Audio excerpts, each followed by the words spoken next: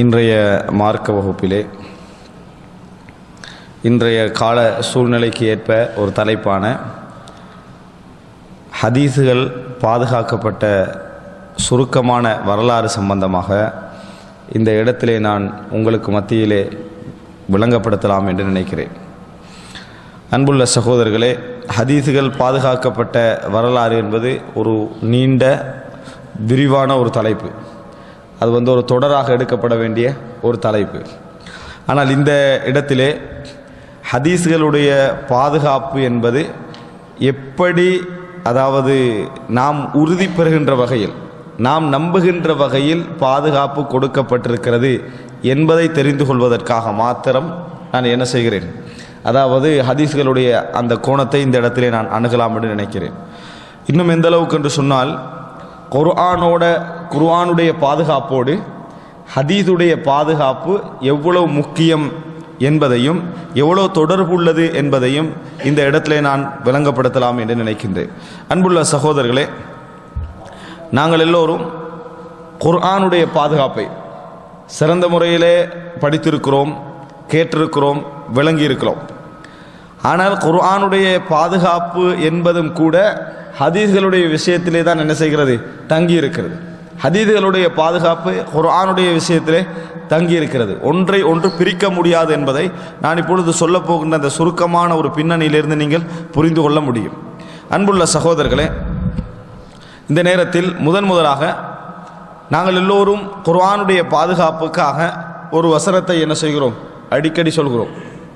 இன்னா நஹ்னு நஸ்ஸல்னா ذிக்ர் வ இன்னா லஹு லஹாஃபிதூன். நாங்களே இந்த திக்ரை இறக்கி வைத்தோம், நாமே இதனை பாதுகாப்போம் அப்படி என்று அல்லாஹு ரப்புல் ஆலமீன் குர்ஆனிலே சொல்லுகிறார். இப்போ இந்த வசனத்தை குர்ஆன் பாதுகாக்கப்படும் என்பதற்கு ஆதாரமாக நாம் என்ன செய்கிறோம், சொல்கிறோம். இந்த வசனத்தை குர்ஆன் பாதுகாக்கப்படும் என்பதற்கு ஒரு மிகப்பெரிய ஒரு ஆதாரமாக சொல்கிறோம். அல்லாஹ்வுடைய வார்த்தை என்று குர்ஆனை நம்பக்கூடியவர்களுக்கு அது மிகப்பெரிய ஒரு ஆதாரம். அல்லாஹ்வுடைய வார்த்தை என்று குர்ஆனை நம்பக்கூடியவர்களுக்கு அது மிகப்பெரிய ஆதாரம், சந்தேகமே கிடையாது. ஆனால் இறை நம்பிக்கை ஏற்படாதவனுக்கு, குர்ஆனுடைய பாதுகாப்பை நம்பாதவனுக்கு, குர்ஆனுடைய புனித தன்மை நம்பாதவனுக்கு அது ஒரு ஆதாரமாக என்ன செய்யாது, அமையாது. என்ன காரணம் என்று சொன்னார், ஒருத்தர் ஒரு புத்தகம் எழுதுறார், எழுதிட்டு அதில் இடையில சொல்லிட்டார் வைங்களேன், இந்த புத்தகத்தை நாமே என்ன செஞ்சுருவோம், பாதுகாத்துருவோம்டா, அந்த புத்தகத்துடைய பாதுகாப்புக்கு அந்த புத்தகத்தில் உள்ள வசனத்தை நம்ம ஆதாரம் காட்டுவோமா? அந்த புத்தகத்திலே உள்ள ஒரு வசனத்தை எடுத்து வச்சு இந்த புத்தகம் பாதுகாக்கப்படும் அப்படின்றதுக்கு அந்த ஆசிரியரே உள்ளுக்கு என்ன செஞ்சுக்கிறாரு, இந்த புத்தகம் பாதுகாக்கப்படும் எழுதிக்கிறார். நம்ம ஆதாரம் காட்டப் போவது இல்லை. என்ன காரணமாக நம்ம ஆதாரம் காட்டப் போவதில்லை? பேச்சே புத்தகத்துடைய பாதுகாப்பை பற்றி தான். அப்போ பாதுகாக்கப்படும்ன்றது எங்கேருந்து வரணும்? அதுக்கு வெளியிருந்து என்ன செய்யணும், அந்த புத்தகத்துடைய பாதுகாப்பு சம்பந்தமாக அதுக்கு வெளியிருந்து வரணும். இத்தனை பேர் அதை சொல்லிக்கிறாங்க. அந்த காலத்திலேயே ஒரு 100 பேர் என்ன செஞ்சாங்க, அதுக்கு முடிவெடுத்தார்கள்.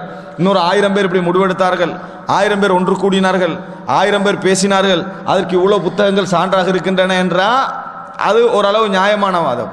இந்த புத்தகம் பாதுகாக்கப்பட்டதுக்கு என்ன ஆதாரம்? அந்த புத்தகத்திலே அந்த ஆசிரியர் சொல்லிட்டார் தானே பாதுகாக்கப்படும் என்றது ஒரு லொஜிக்கலி சரியான வாதம் இல்லை.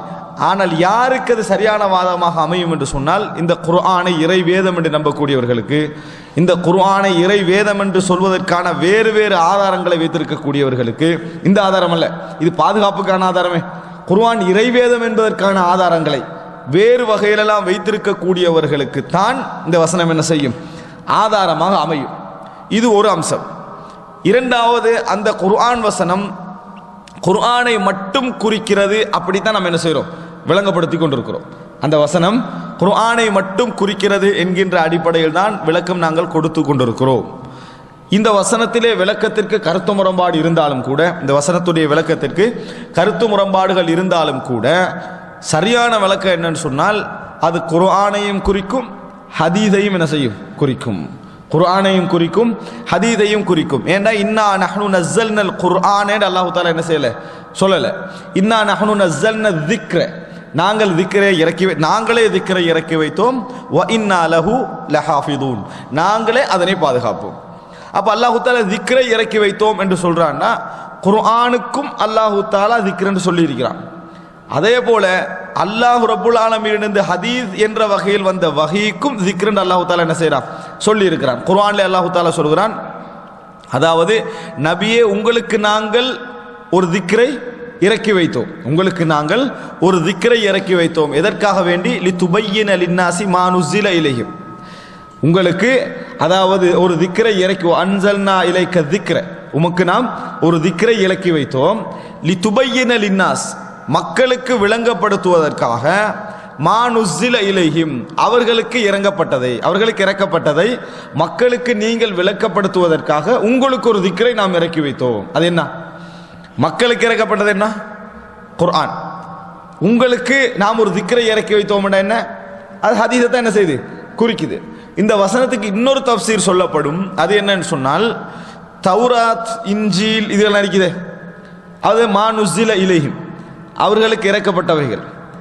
அதை விளங்கப்படுத்துவதற்காக உமக்கு நாம் என்ன செய்திருக்கிறோம்? குர்ஆனை இறக்கி வைத்திருக்கிறோம்.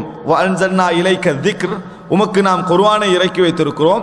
லிதுபய்யின லின்னாஸ், மக்களுக்கு நீங்கள் விளங்கப்படுத்துவதற்காக, மா நுஸில இலைஹிம், அவர்களுக்கு இறக்கப்பட்டதை, இன்ஜீல், தௌராத், இப்படி என்ன வேதங்கள் இறக்கப்பட்டுச்சு, இவைகளை விளக்கப்படுத்துவதற்காக நாம் உமக்கு குர்ஆனை இறக்கி வைத்திருக்கிறோம் என்று ஒரு விளக்கம் சொல்வார்கள். அதே நேரத்தில் உமக்கு நாம் ஒரு திக்ரை இறக்கி வைத்தோம், அவர்களுக்கு இறக்கப்பட்டதை விளங்கப்படுத்துவதற்காக. அப்படின்னா உங்களுக்கு நாம் இன்னொரு வகை, அதாவது ஹதீத் என்ற வகையை நாம் உங்களுக்கு அறிவித்தோம். எதற்காக வேண்டி? அவர்களுக்கு இறக்கப்பட்ட குர்ஆனை விளக்கப்படுத்துவதற்காக வேண்டி. ரசூல் ஸல்லல்லாஹு அலைஹி வஸல்லம் ஒரு தௌராத்துக்கு விளக்கமாக என்ன செய்யலை, வரல. இன்ஜீலுக்கு விளக்கமாக வரல. குர்ஆனை சொல்லி அதை விளக்கப்படுத்த தான் ரசூல் அங்கே செஞ்சாங்க, வந்தாங்க. அதனால தான் ஆயிஷார்லாம் அங்கே சொன்னாங்க, கான குலுகுஹு அல் குர்ஆன், ரசூல் ஸல்லல்லாஹு அலைஹி வஸல்லமோடைய பண்புகளாக குர்ஆன் இருந்தது, ரசூல் ஸல்லல்லாஹு அலைஹி வஸல்லம் பண்பாக குர்ஆன் இருந்தது. அப்படி என்றால் இந்த வசனத்துக்கு பொருத்தமான விளக்கம் என்னன்னு சொன்னால், இன்னா நஹ்னு நஸ்ஸல்னா திக்ர் வ இன்னா லஹு லஹாஃபிதூன், நாமே திக்ரை இறக்கி வைத்தோம், நாமே அதில் என்ன செய்வோம், பாதுகாப்போம். அப்படி என்று சொல்றேன்னு சொன்னால் அது குர்ஆனையும் நபியோருக்கு இறக்கப்பட்டது அப்படி என்ற செய்தி ஹதீஸையும் என்ன செய்யும், அது குறிக்கும். அப்போ அன்புள்ள சகோதரர்களே, முதல் அம்சம், இந்த வசனம் ஈமா குர்ஆனை வேறு வகையிலெல்லாம் அல்லாஹ்வுடைய வேதம் என்று நம்பியவர்களுக்குத்தான் இது உறுதிமொழி. அதானே உண்மை. வேறு வகையில் இது அல்லாஹ்வுடைய வேதம் என்று நம்பியவர்களுக்குத்தான் நாமே இந்த குர்ஆனை இறக்கி வைத்தோம், நாமே பாதுகாப்போம் என்பது உறுதிமொழி. அந்த குர்ஆனையே ஒருத்தர் நம்பலன்னு வைங்களேன், அந்த குர்ஆனுடைய பாதுகாப்புக்கு நீ நம்பாத குர்ஆன்லேயே இந்த வசனம் வருதா இல்லையா, அதை மட்டும் நான் நம்புறேன்னு சொல்லுவான் அவன், அது சொல்ல மாட்டான். அவனுக்கு இது என்னது, உறுதிமொழி அல்ல. குர்ஆனை முதல்ல ஏற்றுக்கொள்ளணும், அல்லாஹ்வுடைய வேதம் என்று நம்பணும், அதற்கான ஆதாரங்களை தேடணும், அதன் பின்னால் அவன் ஏற்றுக்கொள்றான், அவனுக்கு இது என்னது, உறுதிமொழி. இரண்டாவது, இது வெறும் குர்ஆனுடைய பாதுகாப்பை மாத்திரம் என்ன செய்யலை, சொல்லவில்லை, எல்லா விதமான பாதுகாப்பையும், வஹியுடைய எல்லா விதமான பாதுகாப்பையும் சொல்லுகிறது. ரசூலுல்லாஹி ஸல்லல்லாஹு அலைஹி வஸல்லம் அவர்கள் சொல்லுகின்ற ஹதீஸும் வஹீதான். வமா யன்திகு அனில் ஹவா இன் ஹுவ இல்லா வஹ்யுன் யூஹா. ரசூல் ஸல்லல்லாஹு அலைஹி வஸல்லம் அவர்கள் மனோ இச்சைப்படி என்ன பேசுவது கிடையாது, அவர் பேசுவதெல்லாம் வஹியை தான் என்ன செய்கிறார், பேசுகிறார் என்ற செய்தியை நாம் என்ன செய்கிறோம், பார்க்கிறோம். எனவே ரசூல் ஸல்லல்லாஹு அலைஹி வஸல்லமுடைய ஹதீஸும் வஹீதான், குர்ஆனும் வஹீதான், இது நாங்கள் புரிந்து கொள்ள வேண்டும். அதே போன்று இது ரெண்டையும் பாதுகாப்பதாக அல்லாஹ் தஆலா உத்தரவாதம் எடுத்திருக்கிறான் என்பதுதான் நம்ம புரிந்து கொள்ள வேண்டிய மிக முக்கியமான விஷயம். ஏன் என்று சொன்னா, இந்த வசனத்தை எதுக்கு இப்ப யூஸ் பண்றாங்க, ஹதீஸ் லைவ் ஆக்கிறதுக்கு யூஸ் பண்றாங்க. எது, குர்ஆனை பாதுகாக்கிறதுக்கு யூஸ் பண்ண வேண்டிய வசனத்தை ஹதீஸை லைஃப் ஆக்கிறதுக்கு யூஸ் பண்ணுறாங்க. இது இன்னா நஹ்னு நஸ்ஸல்னா திக்ர் வ இன்னா லஹு லஹாஃபிதூன், அல்லாஹ் குர்ஆன் பாதுகாப்பை பொறுப்பெடுத்துட்டா. எனவே புகாரில் வர இந்த ஹதீஸ் லைஃப் ஆகிக்குமா இல்லையா, முஸ்லீமில் வர ஹதீஸ் லைஃப் ஆகிக்குமா இல்லையான்னு எதுக்கு யூஸ் பண்ணுறாங்க இப்போ இந்த வசனம்? குர்ஆனுடைய பாதுகாப்புக்கல்ல. குர்ஆன் பாதுகாக்கப்பட்டது, ஹதீஸ் பாதுகாக்கப்படவில்லை. ஹதீஸ் பாதுகாக்கப்படவில்லை. ஹதீஸ் பாதுகாக்கப்பட்டதா இல்லையா என்பதெல்லாம் குர்ஆன் வசனத்தில் தான் தங்கி இருக்கிறது. அந்த குர்ஆன் வசனத்தை வச்சு தான் என்ன செய்யணும், ஹதீஸுடைய பாதுகாப்பையே முடிவெடுக்க வேண்டும் என்கின்ற லெவல் என்ன செஞ்சிருக்கிறது, மாறி இருப்பதனால இந்த வசனத்தை நாங்கள் ஆரம்பமாக தெரிந்து கொள்ள வேண்டும். இது நம்ம தலைப்புக்குள்ள வர முந்திய அம்சமாக நினைக்கிறேன். ஏன்னா நம்ம பாதுகாப்பு என்பது நம்மளுக்கு தெரிஞ்ச விஷயம். குர்ஆனை ஹதீஸையும் குர்ஆனை ஹதீஸையும் அல்லாஹ் தஆலா பாதுகாப்பான், வஹியை பாதுகாப்பான்றது தெரிந்த விஷயம். ஆனால் மிக முக்கியமான அம்சம் என்னன்னு சொன்னால், இந்த பாதுகாப்பு என்ற வசனத்தை நம்ம சரியாக விளங்கிக் கொள்வோம் என்பதனால இது ஒரு அம்சம். இரண்டாவது என்னன்னு சொன்னால், குர்ஆனுடைய பாதுகாப்பை பேசக்கூடியவர்கள் மறந்து ஒரு விஷயத்தை பேசுகிறாங்க. என்ன பேசுகிறாங்கன்னு சொன்ன, உதாரணமாக குர்ஆன் என்பது உஸ்மான் ரதியல்லாஹு அன்ஹு காலத்தில் எல்லா நபித்தோழர்களும் ஒன்று சேர்ந்து முழுமையான ஒரு தொகுப்பாக அது கொண்டு வரப்பட்டு விட்டது.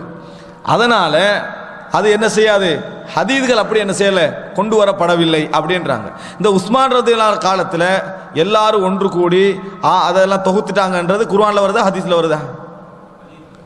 ஹதீஸ்ல வருது. இதை மறந்துடுறாங்க. விளங்கிட்டா? எதை மறந்துடுறாங்க? உஸ்மான் ரலியல்லாஹு காலத்தில் எல்லாரும் ஒன்று கூடி அதில் இந்த மாதிரி தர்த்தீபெல்லாம் செய்து பாதுகாப்பெல்லாம் செய்து பெரிய ஏற்பாடெல்லாம் செய்தார்கள் என்பது குர்ஆன்ல வரல, அது ஹதீஸ்ல வருது. அந்த ஹதீஸை நம்பிக்கை தன்மையை குறைச்சிட்டு குர்ஆன் பாதுகாக்கப்பட்டதுக்கு அதையே ஆதாரம் காட்டினா எவ்வளவு கோளாறுன்னு பாருங்க. இது எவ்வளவு ஒரு கோளாறு மிக்க வாதம் என்பதை நம்ம சிந்திக்க என்ன செய்யறோம், மறக்கிறோம். குர்ஆன் பாதுகாப்பு சம்பந்தமா நீங்க எந்த செய்தி பேசினாலும் ஹதீஸ்ல தான் என்ன செய்யணும், அது பேசணும். உஸ்மான் நாங்க தொகுத்தாங்கன்னா அது ஹதீஸ் தான். உஸ்மான் நாங்க தொகுத்தாங்கன்னா அது ஹதீஸ் தான். அது எப்படி தொகுத்தாங்கன்றது ஹதீஸ் தான். யார் யாரை எங்கெங்க அனுப்பினாங்கன்றது ஹதீஸ் தான். எப்படி தர்த்தி பண்ணினாங்க, ஏன் தௌபாவுக்கு இந்த அதாவது இதை எழுத இந்த வசனத்தை, அன்பாலுக்கு இந்த வசனம், தௌபாவுக்கு இந்த வசனத்தை எழுதல, அன்பால் அதில் ஜோயினான மாதிரி வருது, ஏன்? அதுக்கு ஹதீஸ் பதில் என்ன? ஹதீஸ் தான். நீங்க என்ன விஷயத்தை எடுத்துக்கொண்டாலும் சரி, அதுக்கு டோட்டல் காரணமாக பதில் சொல்லக்கூடிய அம்சமாக எது இருக்கும்னா ஹதீஸ் தான் குர்ஆனுடைய தொகுப்புக்கு பதில் சொல்லக்கூடிய அமைப்பாக இருக்கும். அப்ப இப்படி இல்லாம நம்ம அதை ஒதுக்கி விட்டு குர்ஆனை என்ன செய்ய முடியாது, பேச முடியாது. எந்த வரலாறு பேசினாலும் குர்ஆனுடைய பாதுகாப்பு சம்பந்தம் அது குர்ஆன்ல வராது. குர்ஆனுடைய பாதுகாப்பு நல்லா ஞாபகம் வச்சுக்கோங்க. குர்ஆனுடைய பாதுகாப்பு சம்பந்தமாக எந்த ஒரு வரலாற்றை நீங்க கொஞ்சமாக பேசினாலும் சரி, அது எதுல வரும்? ஹதீஸ்ல தான் வரும். ஹதீஸ் தொகுப்புப்பட்ட குர்ஆன் தொகுக்கப்பட்ட வரலாறு என்பது குர்ஆன்ல என்ன செய்யாது, வராது. அது என்ன செய்யும், ஹதீஸ்ல தான் வரும். இவைகள் எல்லாம் நம்ம என்ன செய்யணும், ஹதீஸுக்கும் குர்ஆனுக்கும் உள்ள சம்பந்தத்தை நாங்கள் புரிந்து கொள்ள வேண்டும். ஹதீஸுக்கும் குர்ஆனுக்கும் உள்ள சம்பந்தத்தை புரிந்து கொள்ள வேண்டும். அன்புள்ள சகோதரர்களே, மூன்றாவது அம்சம், அதாவது நான் குர்ஆனுடைய வரலாற்றை கொஞ்சம் தொட்டுட்டு தான் என்ன செய்றேன், உங்களுக்கு ஹதீஸுக்கு வரேன். குர்ஆனுடைய வரலாறு, குர்ஆன் பாதுகாக்கப்பட்டது என்று முஸ்லிம்கள் ஒட்டுமொத்தமானவர்களும் நாங்கள் நம்புகிறோம், ஷியாக்களை தவிர. ஷியாக்கள் நம்புறாங்க, இப்போ உள்ள குர்ஆன் பாதுகாக்கப்பட்ட நம்புறாங்க. ஆனால் இன்னும் கொஞ்சம் குர்ஆன் பாதுகாக்கப்படலைன்னு நம்புறாங்க. ஷியாக்களோட நம்பிக்கை எங்களை நம்பிக்கை கொண்ட வித்தியாசம் சொன்னால், இந்த குர்ஆன் ஓகே, ஆனால் இன்னும் கொஞ்சம் குர்ஆன் விடுபட்டு விட்டது. விடுபட்டு விட்டது. அலி ரலியல்லாஹு செய்தி உள்ள, ஃபாத்திமா ரலியல்லாஹு செய்தி உள்ள, ஹசன் ஹுசைன் ரலியல்லாஹு செய்தி உள்ள, ரலியல்லாஹு அன்ஹும் அவர்களுடைய செய்தி உள்ள, அலி ரலியல்லாஹு ஆட்சி கிடைக்கணும் என்று வசியத் அது உள்ள எல்லாத்தையும் என்ன செஞ்சிட்டாங்க, மறைத்து விட்டார்கள், நபித்தோழர்கள் மாற்றி விட்டார்கள் என்பது அவருடைய நம்பிக்கை. ஆனால் குர்ஆன் இந்த குர்ஆன் தான். ஷியாக்கள்கிட்ட வேற குர்ஆன் இருக்கின்றலாம் என்னது ஒன்று என்ன, சிலர் சொல்றாங்க நான் ஷியாக்கிட்ட குர்ஆனை பார்த்துக்கிறேன் அப்படின்னா, நீங்க இந்த குர்ஆனை ஒழுங்கா பார்த்திக்க மாட்டேன்னு நினைக்கிறேன். ஏண்டா அவன் பார்த்தோன்னே புதிய குர்ஆனா இருக்குதேண்டு, இந்த குர்ஆனை பார்க்காட்டி அந்த குர்ஆன் புதுசு மாதிரி தானே விளங்கு. நம்ம வளமையாக ஓதுற குர்ஆனை பார்க்காட்டி ஷியாக்கிட்ட குர்ஆன் ஒரு குர்ஆனை பார்த்து இது புதிய குர்ஆன் தான் நினைக்க வேண்டி வரும். அப்படி ஒரு குர்ஆன் என்னது அவர்களா வைக்கல. முஸ்லிம் சமுதாயத்தில் அல்லாஹ் அந்த பாதுகாப்பை தந்துட்டான். எந்த பாதுகாப்பு?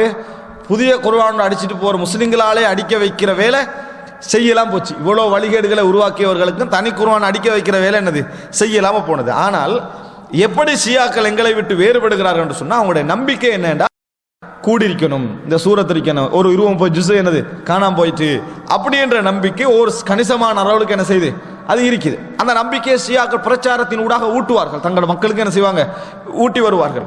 ஆனால் இதுல அவர்களுக்கு எந்த முரண்பாடும் இல்லை. இன்றைக்கு சர்வதேச ரீதியாக அதாவது கிராத்து போட்டி அப்படி இப்படிலாம் நடக்குது.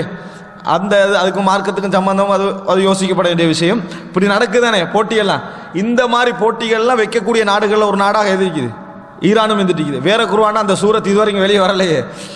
அதனால அது தவறான கருத்து. ஆனால் ஷியா கட்டப்படி கூடுதல் நம்பிக்கை ஒன்று இருக்கு. அப்ப இந்த ஒட்டுமொத்த குர்ஆனை முஸ்லிம்கள் இறைவனுடைய வேதம் பாதுகாக்கப்பட்ட நாங்கள் நம்புறோம்.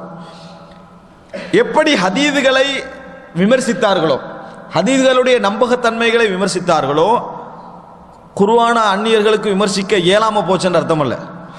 அந்நியர்களுக்கு மார்க்கத்தில் வெளியே உள்ளவர்களுக்கு இதை விமர்சிக்க இயலாம போனது அப்படி என்பது அர்த்தம் அல்ல. அவங்களோட இலக்கு என்ன, எப்படியோ விமர்சிக்கணும், எப்படியோ தனக்கு முரண்பட்ட நிலைப்பாடுகளை விமர்சிக்க வேண்டும். நேர்மையான அளவுகோல்கள் பொதுவாக குறைவு, எல்லோரிடத்திலும் இல்லாட்டியும் கூட நேர்மையாக, அதாவது பொதுவாக குறைவு. ஓரியன்டலிஸ்ட், கீழைத்தையவாதிகள் என்று அழைக்கப்படக்கூடியவர்கள், அதாவது மேற்கு உலகில் இருந்து கொண்டு கிழக்கு உலகை ஆராய்ச்சி செய்தவர்கள், அவருடைய கல்வி, அவருடைய மதம், அவருடைய போக்கு, கலாச்சாரம் என்று இப்படி ஆய்வு செய்தவர்களெல்லாம் ஓரியன்டலிஸ்ட்னு சொல்வார்கள், அதாவது கீழைத்தையவாதிகள். இந்த கீழைத்தையவாதிகள் ஆய்வு செய்ததில் முக்கியமான ஒரு பகுதி இஸ்லாத்துக்கு என்னது சம்பந்தம். அப்ப அந்த இஸ்லாத்துல குர்ஆனையும் அவர்கள் என்ன செய்தார்கள்? ஆய்வு செய்தார்கள், விமர்சித்தார்கள். அவர்கள் விமர்சிப்பதில் கடைபிடித்த முதல் வழிமுறை என்ன தெரியுமா? குர்ஆன் பாதுகாக்கப்படலை அப்படின்றதுக்கு ஹதீஸ் தான். நம்ம பாதுகாப்பதற்கு உத்தரவாதமா எடுத்து வச்சுக்கிற ஹதீஸ். அவங்க குர்ஆன் பாதுகாக்கப்படலை அப்படி என்பதற்கு என்ன செய்வார்கள் என்று சொன்னால், ஹதீதை என்ன செய்தார்கள்? ஒரு காரணமாக எடுத்தார்கள். ஹதீதை மட்டுமல்ல, இன்றைக்கு குர்ஆன் ஓதப்படுகின்ற முறைகளை காரணமாக எடுத்தார்கள். இதை நீங்க கொஞ்சம் தெரிஞ்சு வச்சுக்கிறோம். ஏனென்று சொன்னால், இப்போ நான் ஒரு 5 பேரை வச்சு நான் பேசுறேன். அந்த 5 பேரை என்ன 100க்கு 100% நம்புவாங்க. அப்படி என்று இருந்தா நான் 5 பேர்கிட்ட எதுவும் சொல்லிட்டு போனா எது என்ன செய்யலாம்? இது பாதுகாக்கப்பட்டது, ஏன்னா அவங்களுக்கு அதை பத்தி அவ்வளவுதான் தெரியும் அர்த்தம்.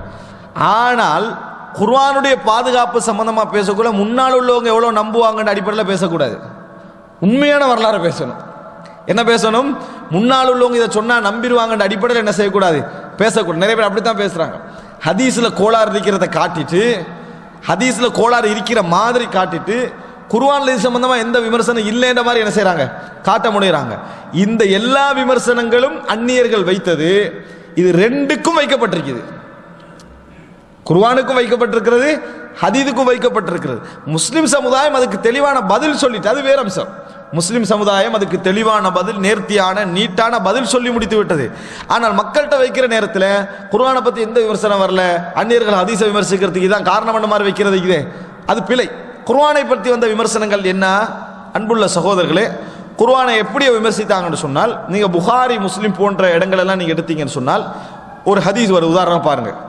உபய் இப்னு கஅப் ரலியல்லாஹு அன்ஹு அவர்கள் அப்துல்லா இப்னு மஸ்ஊத் ரலியல்லாஹு அன்ஹு அவர்களுடைய மாணவர்கள்ல சிலர் வந்த நேரத்தில் கேட்கிறாங்க, வல்லைலி இதா யக்ஷா ஓத சொல்றாங்க. வல்லைலி இதா யக்ஷா ஓதுங்கன்றார். அவர் ஓதுறாரு, வல்லைலி இதா யக்ஷா வன்னஹாரி இதா தஜல்லா வஸ்ஸக்கரி வல் உன்சா அப்படின்னு ஓதினார். எப்படி ஓதினார் தெரியுமா?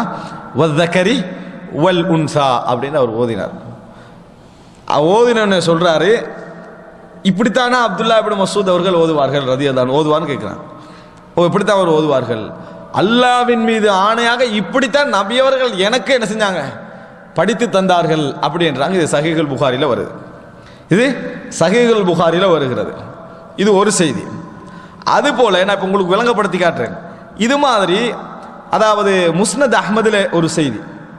என்ன முஸ்னத் அஹ்மதுல ஒரு செய்தின்னு சொன்னா, இன்னல்லாஹ ஹுவர் ரஸ்ஸாகு ذுல் குவத்தில் மதீன் அப்படின்னு வருதானே. இது மாதிரி இன்னனி அனர் ரஸ்ஸாகு ذுல் குவத்தில் மதீன் அப்படின்னு ரசூலுல்லாஹ் ஓதினார்கள் அப்படின்னு அப்துல்லா இப்னு மஸ்ஊத் ரலியல்லாஹு அன்ஹு சொல்றாங்க. இது முஸ்னத் அஹ்மதுல ஆதாரபூர்வமான ஹசனான இஸ்னாத்ல என்ன செஞ்சிருக்குது? பதிவு செஞ்சிருக்குது. அதே போல ஆயிஷா ரலியல்லாஹு அன்ஹா சொல்றாங்க, 5 மிடர் பால் அருந்தினால், ஒரு சின்ன குழந்தை செவிலித்தாய் எடுத்து வளர்க்கிறா, அவ என்னது 5 முறை அந்த குழந்தை பால் அருந்தினால், 10 முறை பால் அருந்தினால் அந்த குழந்தை என்னது, அதாவது 10 மிடர் பால் அருந்தினால் மஹரமியத் என்ன செஞ்சிடும்? உண்டாகிரும். சும்மா சாதாரணமாக கொடுக்கறதுல என்ன செய்யாது? மஹரமியத் உண்டாகாது. 10 முறை அஷ்ரு ரதாத் 10 முறை பால் அருந்தினால் உண்டாகி பாதுகாப்பு உண்டாகிவிடும். பின்னர் 5 முறை பால் அருந்தினால், 5 மிடர் பால் அருந்தினால் மஹரமியத் உண்டாகிவிடும். நபி அவர்கள் மரணிக்கின்ற பொழுது இது குர்ஆனில் ஓதப்பட்டு கொண்டிருந்தது. இது முஸ்லிம்ல வருது. இது முஸ்லிம்ல வருது. இப்ப குர்ஆனை ஒரு ஆய்வு செய்கிற ஒருவருக்கும் ஹதீதுகளை ஆய்வு செய்கிற ஒருவருக்கும் ஒரு வித்தியாசம் இருக்கணுமா இல்லையா? இதை அந்நியம் பார்க்குற மாதிரியா பார்க்கறது? எடுத்து பார்த்தோன்னே என்னடா இவ்வளோ நான் நம்ம ஓதின குர்ஆனுக்கு முரண், மைக்க போட்டாச்சு, பயணம் பண்ணாச்சு, ஹதீஸை எடு, இப்படியா பண்ணுறது? அப்படி இல்லை. இது இஸ்லாமிய சமுதாயத்துக்கு ஒரு பாரம்பரியம் இருக்குது. இஸ்லாமிய சமுதாயத்துக்கு என்று சொல்லி ஒரு வரலாறு இருக்குது. அந்த வரலாற்றின் ஊடாகத்தான் இதை மக்களுக்கு என்ன செய்யணும்? கொடுக்கணும். அப்ப இது போல நாளும் ஒன்றை புரிந்து கொள்ளுங்கள். நீங்க ஒரு கட்டிடம் கட்ட போறீங்க, ஒரு பில்டிங் அமைச்சிட்டு முழுசா பினிஷ் ஆக போகுது. நீங்க போறீங்க அந்த இடத்துக்கு, அங்கெல்லாம் ஒரு 100 இன்ஜினியர்ஸ் மாதிரி இருந்துட்டு நீங்க போறீங்க. உங்களுக்கு போன உடனே ஒரு பிழை வழங்குது. உடனே இந்த பில்டிங் கட்டினதே இப்போ யார் இன்ஜினியர் அப்படியே கூப்பிடுறது? அல்லது இவன் 100 பேர் இருந்தாங்களே காணாமையா இருந்திருப்பாங்கன்னு முதலாவது நம்மளே சந்தேகப்படுறத. முதலாவது என்ன செய்யும்? முதல் வேலை, ஒரு அறிவாளி செய்யற முதல் வேலை என்ன தெரியுமா? தண்ணியை சந்தேகப்படுறது. என்னையோ காரணமா என்ன செஞ்சுக்கிறாங்க, இதை விட்டுக்கிறாங்க, அதை கேட்போம் பண்றது. அதுதான் முதலாவது செய்யணும். உடனே 100 பேரையும் சந்தேகப்பட்டு நம்ம தான் சரியென்று முடிவெடுக்கிறது தற்பெருமையுடைய ஒரு வடிவம். இது தற்பெருமையுடைய ஒரு வடிவம். இந்த ஹதீஸ் 1200 சொச்சம் வருடங்களாக பதிவில் இருக்குது. 200 வருடங்களாக பாதுகாக்கப்பட்டிருக்குது. 1200 சொச்சம் வருடங்களாக பதிவில் இருக்குது. புகாரில மட்டும் 70 சொச்சம் மார்க்க அறிஞர்கள் விளக்க நூல் எழுதிட்டு மௌத்தாகிக்கிறாங்க. முஸ்லிமுக்கு பல 10-20 மார்க்க அறிஞர்கள் விளக்கம் எழுதிட்டு மரணித்திருக்கிறார்கள். இவங்கெல்லாம் இதை பார்த்திக்கிறாங்க. அப்படி என்று சொன்னால் ஒன்றில் அவங்க காபிரா பேத்திருக்கணும். ஒன்றில் என்ன செய்யணும்? காபிரா பேத்தி இதை பார்த்தீங்கன்னா குர்ஆன் எப்படி இருக்குது, இது இப்படி இருக்குதுன்னு போயிருக்கணும். அல்லது இந்த ஹதீஸ் அவர்கள் நிராகரித்திருக்க வேண்டும், அல்லது விளக்கம் சொல்லியிருக்கணும். சரி, விளக்கம் வந்து ஒரு 10 பேர் சொல்லி 90 பேர் மறுத்திருக்கணும். 100 பேரும் விளக்கம் சொல்லிக்கிறாங்கன்னா முதலா என்ன செய்யணும்? நான் இஸ்லாமிய பாரம்பரியத்தில் வந்தவனாக இருந்தால் அதை அங்கீகரிக்கணும். இல்லைன்னா நம்மளுக்கு இஸ்லாமிய பாரம்பரியத்துக்கு சம்பந்தம் இல்லைன்னு என்ன செய்யணும்? சொல்லி இதை தவிர இதில் வேற முடிவு இல்லை. வியாக்கியானம் கொடுத்துட்டு இதில் என்ன செய்யலாது? இருக்க முடியாது. அன்புள்ள சகோதரர்களே, இது ஒன்று, இது பரவாயில்ல. நாங்கள் இன்னும் கொஞ்சம் 2-3 புத்தகம் சொல்கிறோம். கிதாபுல் மசாஹிஃப். அன்புள்ள சகோதரி, நான் உங்களுக்கு பதிய வைப்பதற்கான காரணம் பாதுகாக்கப்பட்ட வரலாறுங்க நீங்கள் நீட்டாக புரிஞ்சுக்கணும். கிதாபுல் மசாஹிஃப் அப்படி என்று இமாம் அபூதாவுடைய மகனுடைய ஒரு நூல். என்ன நூல்? இமாம் அபூதாவுடைய மகனுடைய நூல். அந்த நூலை எடுத்தீங்கன்னு சொன்னால் இந்த மாதிரி 3-4 செய்திகள் பார்த்தே இந்த லெவல் ஆகுதே. அந்த கிதாபுல் மசாஹிஃப்னா முஸ்ஹஃபுகள் அப்படின்னு அர்த்தம். அதில் என்ன போடுவார் தெரியுமா? இப்படி நாம் ஓதிக்கொண்டிருந்தோம் அப்படின்னு வரும். ஆனால் அது இப்போ குர்ஆன்ல என்ன செய்யாது? இருக்காது. இது மாதிரி சஹீஹான ஹதீஸ்கள் அப்படி ஒரு 10-20 என்ன செய்வார்? கொண்டு வருவார். இது ஓரளவு. இன்னும் சில செய்திகளை பாருங்கள். முஸ்லிமில் வரக்கூடிய செய்தி உங்களுக்கு தெரியும். பிஅர் முஊனா கொல்லப்பட்டாங்களே நபித்தோழர்கள் 70 பேர். 70 பேர் கொல்லப்பட்ட நேரத்தில் அல்லாஹ் ரப்புல் ஆலமீன் எங்களுக்கு ஒரு குர்ஆன் வசனத்தை இறக்கினான். நாங்கள் அதை சில காலம் ஓதிக்கொண்டிருந்தோம். பின்னர் அது எம்மை விட்டு மறக்கடிக்கப்பட்டு விட்டது அப்படின்றார். சஹீஹ் முஸ்லிம்ல வருது. பின்னர் எம்மை விட்டது மறக்கடிக்கப்பட்டு விட்டது. லவ்கான லிபினி ஆதம வாதியானி மின் தஹபின் லபதகா இலைஹிமா சாலிசா வமா யம்லவு ஃபாஹு இல்ல துராப். ஆதமுடைய மகனுக்கு 2 ஓடைகள் தங்கம் இருந்தால் அவன் 3வது ஓடை என்ன செய்வான்? தேடுவான். அவனது வாயை மண்ணை தவிர எதுவும் நிரப்பாது. இதை நாங்கள் அல்ஹாக்கு முத்தகாதுர் சூரா இறங்குகின்ற வரைக்கும் நம்ம ஓதிக்கொண்டிருந்தோம். குர்ஆன் வசனமா என்ன செஞ்சோம்? ஓதிக்கொண்டிருந்தோம். உமர் இப்னு கத்தாப் ரலியல்லாஹு அன்ஹு அவர்கள் புகாரி முஸ்லிம்ல வரக்கூடிய ஒரு செய்தி. இதெல்லாம் புகாரி முஸ்லிம்ல முஸ்னத் அஹ்மத்ல வரக்கூடிய செய்திகள். உமர் இப்னு கத்தாப் ரலியல்லாஹு அன்ஹு அவர்கள் மிம்பர்ல இருந்துட்டு சொல்றாங்க, அதாவது ரசூலுல்லாஹி ஸல்லல்லாஹு அலைஹி வஸல்லம் அவர்களும் கல்லெறிந்து கொண்டார்கள். திருமணம் முடிச்சுட்டு விபச்சாரம் செய்தவர்களை கல்லெறிந்து கொண்டார்கள். அபூபக்கர் ரலியல்லாஹு அன்ஹு எறிந்தார்கள். அப்படி என்று சொல்லிட்டு அல்லாஹ்வின் மீது ஆணையாக மக்கள் எல்லாம் குர்ஆனில் இவர்கள் அதிகரித்து விட்டார்கள் அப்படி என்று சொல்லுவார்கள் என்று மட்டும் நான் பயப்படவில்லை என்றால் கல்லறிந்து கொள்ளல் பற்றிய வசனத்தை குர்ஆனில் நான் எழுதியிருப்பேன் உமர் இப்னு கத்தாப் ரலியல்லாஹு அன்ஹு. ஏனென்றால் நாங்கள் அதை இறங்கிச்சு, நாங்கள் ஓதினோம், பின்னர் அது எங்களை விட்டு உயர்த்தப்பட்டு விட்டது என்றார் உமர் இப்னு கத்தாப் ரலியல்லாஹு அன்ஹு. எப்படி சொல்றாங்க? கல்லறிந்து கொள்ளல் பற்றிய வசனம் குர்ஆனில் இருந்தது, நாம் ஓதினோம், பின்னர் உயர்த்தப்பட்டு விட்டது. உமர் அதிகரித்து விட்டார் என்று மக்கள் சொல்லவில்லை என்றால் நான் என்ன செஞ்சிருப்பேன்? நான் எழுதியிருப்பேன் என்று உமர் இப்னு கத்தாப் ரலியல்லாஹு அன்ஹு சொல்றான். இது நான் உங்களுக்கு ஒரு 10-12 செய்தி சொன்னேன். இப்படி தொகுத்தீங்கன்னா ஒரு 100 செய்தி எடுங்க. ஒரு ஆள் வாராரு, இது பிடிக்கல, 100 என்ன செய்ய வேண்டி வரும்? ஒன்றை தூக்கினா சரி, அதே அடிப்படையில் என்ன செய்யுது? 100 இருக்குது. 100 எடுக்கணும். 100 எடுத்துட்டு நம்ம எடுத்து நிம்மதியாக இருந்துடலாம். அப்போ நம்ம எடுத்துட்டு நம்ம நிம்மதியாக இருந்துடலாம். விமர்சிச்சானே ஒருத்தன் இஸ்லாமிய சமுதாயத்துக்கு வெளியே இருந்து அவன்கிட்ட என்ன சொல்லுவானோ, அவன் என்ன கேட்கறான் தெரியும்? கேட்கறான், நேரடியாக கேட்கறான். என்ன கேட்கறான்? இப்படி நாங்கள் சொல்றதெல்லாம் நான் எடுத்துட்டேன் இருக்குதேன்ற. சரியா? நாங்கள் சொல்றதெல்லாம் நீ எடுத்துட்டேன்னு சொல்ற, ஆனால் இருக்குதே, இப்போ நான் என்ன செய்யணும்னு கேட்குறான். அதுக்கு இவங்களோட ஒரே பதில் என்ன தெரியுமா? நீனும் உடத்துல எடுத்துட்டேன்னு சொல்லி பிரச்சனை முடிஞ்சுது. நம்ம விமர்சிக்கிறத நீ எடுத்துட்டேன்னு சொல்லேன். இதான் பதில். எடுத்துட்டேன்னு சொல்றது அறிவுபூர்வமானதல்ல. இருக்கிறத ஒருத்தன் கேட்கிறான், அது இல்லைன்னு கண்ண மூடினா இருக்கிறதான அது, அதுக்கு விளக்கம் சொல்லணுமா இல்லையா? அன்புள்ள சகோதரர்களே, இன்றைக்கு இப்போ என்ன நடந்தீங்கன்னு சொன்னால், நான் சொன்ன இது போன்ற எல்லா ஹதீஸ்களும் தூக்கப்பட்டு விட்டன. இவைகளெல்லாம் குர்ஆனுக்கு முரண். இப்போ உள்ள குர்ஆன்ல இருக்குதா இல்லையா அப்படின்றது. அன்புள்ள சகோதரர்களே, இப்போ நான் உங்களுக்கு சொல்ல வாரது, இதெல்லாம் ஹதீஸை நோக்கி வந்த விமர்சனங்களா, குர்ஆனை நோக்கி வந்த விமர்சனங்களா? குர்ஆனை நோக்கி வந்த விமர்சனங்கள். குர்ஆனில் எந்த குர்ஆன் பாதுகாக்கப்பட்டிருக்கின்றது என்று ஹதீஸ்கள் சொல்லுதோ, எந்த ஹதீஸ்லேருந்து நாங்கள் ஆதாரங்கள்லாம் முன்வைக்கிறோமோ, உஸ்மான் நாங்கள் தொகுத்தாங்க, இப்படி தொகுத்தாங்க, இந்த மாதிரி தொகுத்தாங்க, அதே ஹதீஸில் அப்படி தொகுக்கப்பட்ட காலத்தில் அப்துல்லா இப்னு மசூத் என்ன சொன்னாரு, உபய் இப்னு கஅப் என்ன சொன்னாங்க, ஆயிஷா ரலியல்லாஹு அன்ஹா என்ன சொன்னாங்க, இந்த நபி தோழர் என்ன சொன்னார், எப்படி என்ற செய்தி எல்லாம் என்ன செய்தி வருது. பாதுகாக்கப்பட்ட செய்தியை மட்டும் வச்சுக்கிட்டு முரண்பட்ட செய்தியை மட்டும் எடுங்கடா, அது யாருடைய வேலைன்னு அவன் நினைப்பா. இயற்கையா என்ன வரும், என்ன பாதுகாக்கப்பட்டா மட்டும் அதெல்லாம் எடுக்க சொல்றீங்க, முரண்பட்டா மட்டும் அதெல்லாம் எடுங்கன்றீங்கடா, அது யார பிரச்சனை போயுது. இது ஒரு உண்மையான பதிலே கிடையாது. நல்லா புரிந்து கொள்ளுங்கள், பாதுகாப்பு என்பது இதல்ல, பாதுகாப்பு என்பது இதல்ல. இது உண்மையான ஒரு பதிலே. உதாரணத்துக்கு அடிக்கடி சொல்லுவது அதுதான். உதாரணமாக மஹதி அலைஹிஸ்ஸலாம் வருவாரா இல்லையா, மஹதி அலைஹிஸ்ஸலாம் வருவார் அப்படின்ற ஒரு முன்னறிவிப்பு இருக்குது, மஹதி வருவார் அப்படின்னு ஒரு முன்னறிவிப்பு இருக்குதா இல்லையா, இருக்குது. இப்ப 100,000 பேர் வரலாற்றில் மஹதி என்று வாதிச்சுக்கிறான், நான் தான் மஹதி என்று.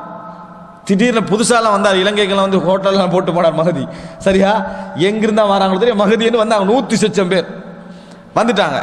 இப்ப இதுக்கு 2 வழி இருக்கு. இவர் மஹதி அல்ல, உண்மையான மஹதி இவர் தான் அப்படின்னு விளக்கம் சொல்றது. இன்னொன்றைக்கு மஹதியே இல்லை, பிரச்சனை முடிஞ்சது. சரியா, என்ன வழி, மஹதியே இல்லை, என்னத்துக்கு இந்த சண்டையெல்லாம் முரண்படுகிறது, நம்ம பிரச்சனை என்ன, சிக்கல் வராது. இந்த மாதிரி முடிவெடுத்தவங்க சமுதாயத்தை இருக்கிறீங்க. கடவுளர்கள் பலரா ஒருவரா இல்லையா, இது யாருக்குள்ள பிரச்சனை, மதத்தை நம்பக்கூடிய பிரச்சனை. அவன் என்ன முடிவெடுத்தான், ஒன்றுமில்லை ரெண்டுமில்லை, கடவுளே இல்லை, அவன் போயிட்டான், விளங்கிட்டான், நாஸ்திகர் ஆயிட்டானா இல்லையா. இது முடிவல்ல, இது அறிவுபூர்வமானது இல்லைன்னு ஏன் சொல்றோம். இந்த இல்லை என்றது இருக்கிறத இல்லைன்னு சொல்றதுல என்ன இருக்குது, எல்லாம் இருக்குது. டோட்டல் உனது இஸ்லாமிய சமுதாயத்துடைய பாரம்பரியமே அது இருக்கேன்னு நம்புது. நம்பலாடி பரவாயில்ல, பதிஞ்சவனே மறுத்துட்டு வந்திருக்கிறானா பரவாயில்ல, 2 பேர் மறுத்து 4 பேர் ஏற்றிருந்தா பரவாயில்ல, யாருமே என்ன செய்யல அப்படி அதை ஏற்றுக்கொள்ளாம பாரம்பரியம் இஸ்லாமிய பாரம்பரியம் நம்பிட்டு வருது. ஆயிஷா ரலியல்லாஹு அன்ஹா அவரை ரசூல் ஸல்லல்லாஹு 6 வயதில் ஒப்பந்தம் செய்தார்கள், 9 வயதில் திருமணம் முடித்தார்கள். இதுக்கு அவன் விமர்சிச்சான், பாலிய வயது திருமணம் சிறிய வயது திருமணத்தை நீங்க என்ன செஞ்சுக்கிறீங்க, இஸ்லாம் அங்கீகரிக்குது, இதுக்கு என்ன வழி, இதுக்கு என்ன வழி, விளக்கம் சொல்லணும், அறிவுபூர்வமான சரியான பதில் சொல்லணும். இது இறைவனுடைய கட்டளை, இறைவனுடைய வழிகாட்டல், அங்கீகாரத்தோடு நடந்தது. அதுல நிச்சயமாக நமக்கு என்ன செய்யும், சமுதாய ரீதியான நலன்கள் தான் இருக்கும், அப்படித்தானே சொல்லணும். அதை விட்டுட்டு 6 வயது இருக்குமான செய்தியை மாத்தி 18 ஆக்கிட்டாங்க. இப்ப என்ன பதில் எழுதிக்கிறாங்கன்னு சொன்னா, 18 வயதில் தான் திருமணம் முடித்தார்கள், இந்த 1200 வருஷமா கண்டுகொள்ளாம விட்டாங்கட்டாங்க. இது அர்த்தம் அந்நியருடைய விமர்சனம் சரின்னு நீங்க ஏற்றுக்கீங்க, அதான் விஷயம், வேறொன்னும் இல்லை. அதுல பதில் அல்லது அந்நியருடைய விமர்சனம் சரி என்று நாம் என்ன செய்து விட்டோம், ஏற்றுக்கொண்டனால தான் நீ சொன்ன சரிதான், ஆரண்டா நீ சொன்ன கேள்வியெல்லாம் என்ன செய்யும் வரும் அப்படின்ட்டோம். அது உண்மையிலே அப்படி இல்லாம இருந்து சொன்னா பரவாயில்ல, ஆனா இப்படி சொல்றதை நம்ம என்ன செய்கிறோம் பார்க்கிறோம். இது போல நிறைய விஷயங்களை நம்ம தலைகீழாக என்ன செய்யறோம், முடிவெடுக்கிறோம். டோட்டலா இல்லைன்றா பிரச்சனை முடிஞ்சது என்று. அறிவுபூர்வமா அது அறிவு கஷ்டம். யாருக்கு அறிவுபூர்வமாக சில இடங்களில் நெருடலா இருக்குதோ அவன் கையாளுற வழிமுறை தான் இது, இல்லைன்னு முடிச்சிடுறது. விளையிட்டா ஒன்றும் இல்லை, மனிதன்ட்டு அப்படி இருக்குது. பிரச்சனை வந்துட்டு அங்கே போமா இங்கே போமா போறலன்னு முடிவு எடுத்துருவான். விளங்கிட்டா, அங்கே போமா இங்கே போமான்னு ஒரு 5 நிமிஷத்துக்கு அந்த பிரச்சனை எடுத்துன்னு வைங்களேன், என்ன சொல்லுவான், இன்றைக்கு போறதே இல்லை, போ முடிஞ்சுது, இது தேவையா, இது இந்த மாதிரி தான் என்ன செய்யறாங்க. இதுல அணுகுவதை என்ன செய்யறோம் நாங்கள் பார்க்கிறோம். அன்புள்ள சகோதரர்களே, இப்ப அவன் அந்நியன் ஹதீஸுக்கு மட்டுமா விமர்சிச்சான், குர்ஆனுக்கு என்ன செய்திருக்கிறான், விமர்சித்து இருக்கிறான். இது ஒரு விமர்சனம், நான் இதுக்கு பதில் சொல்றேன், இல்ல நீங்க கன்ஃபியூஸ் ஆயிருவீங்க. ஒன்று.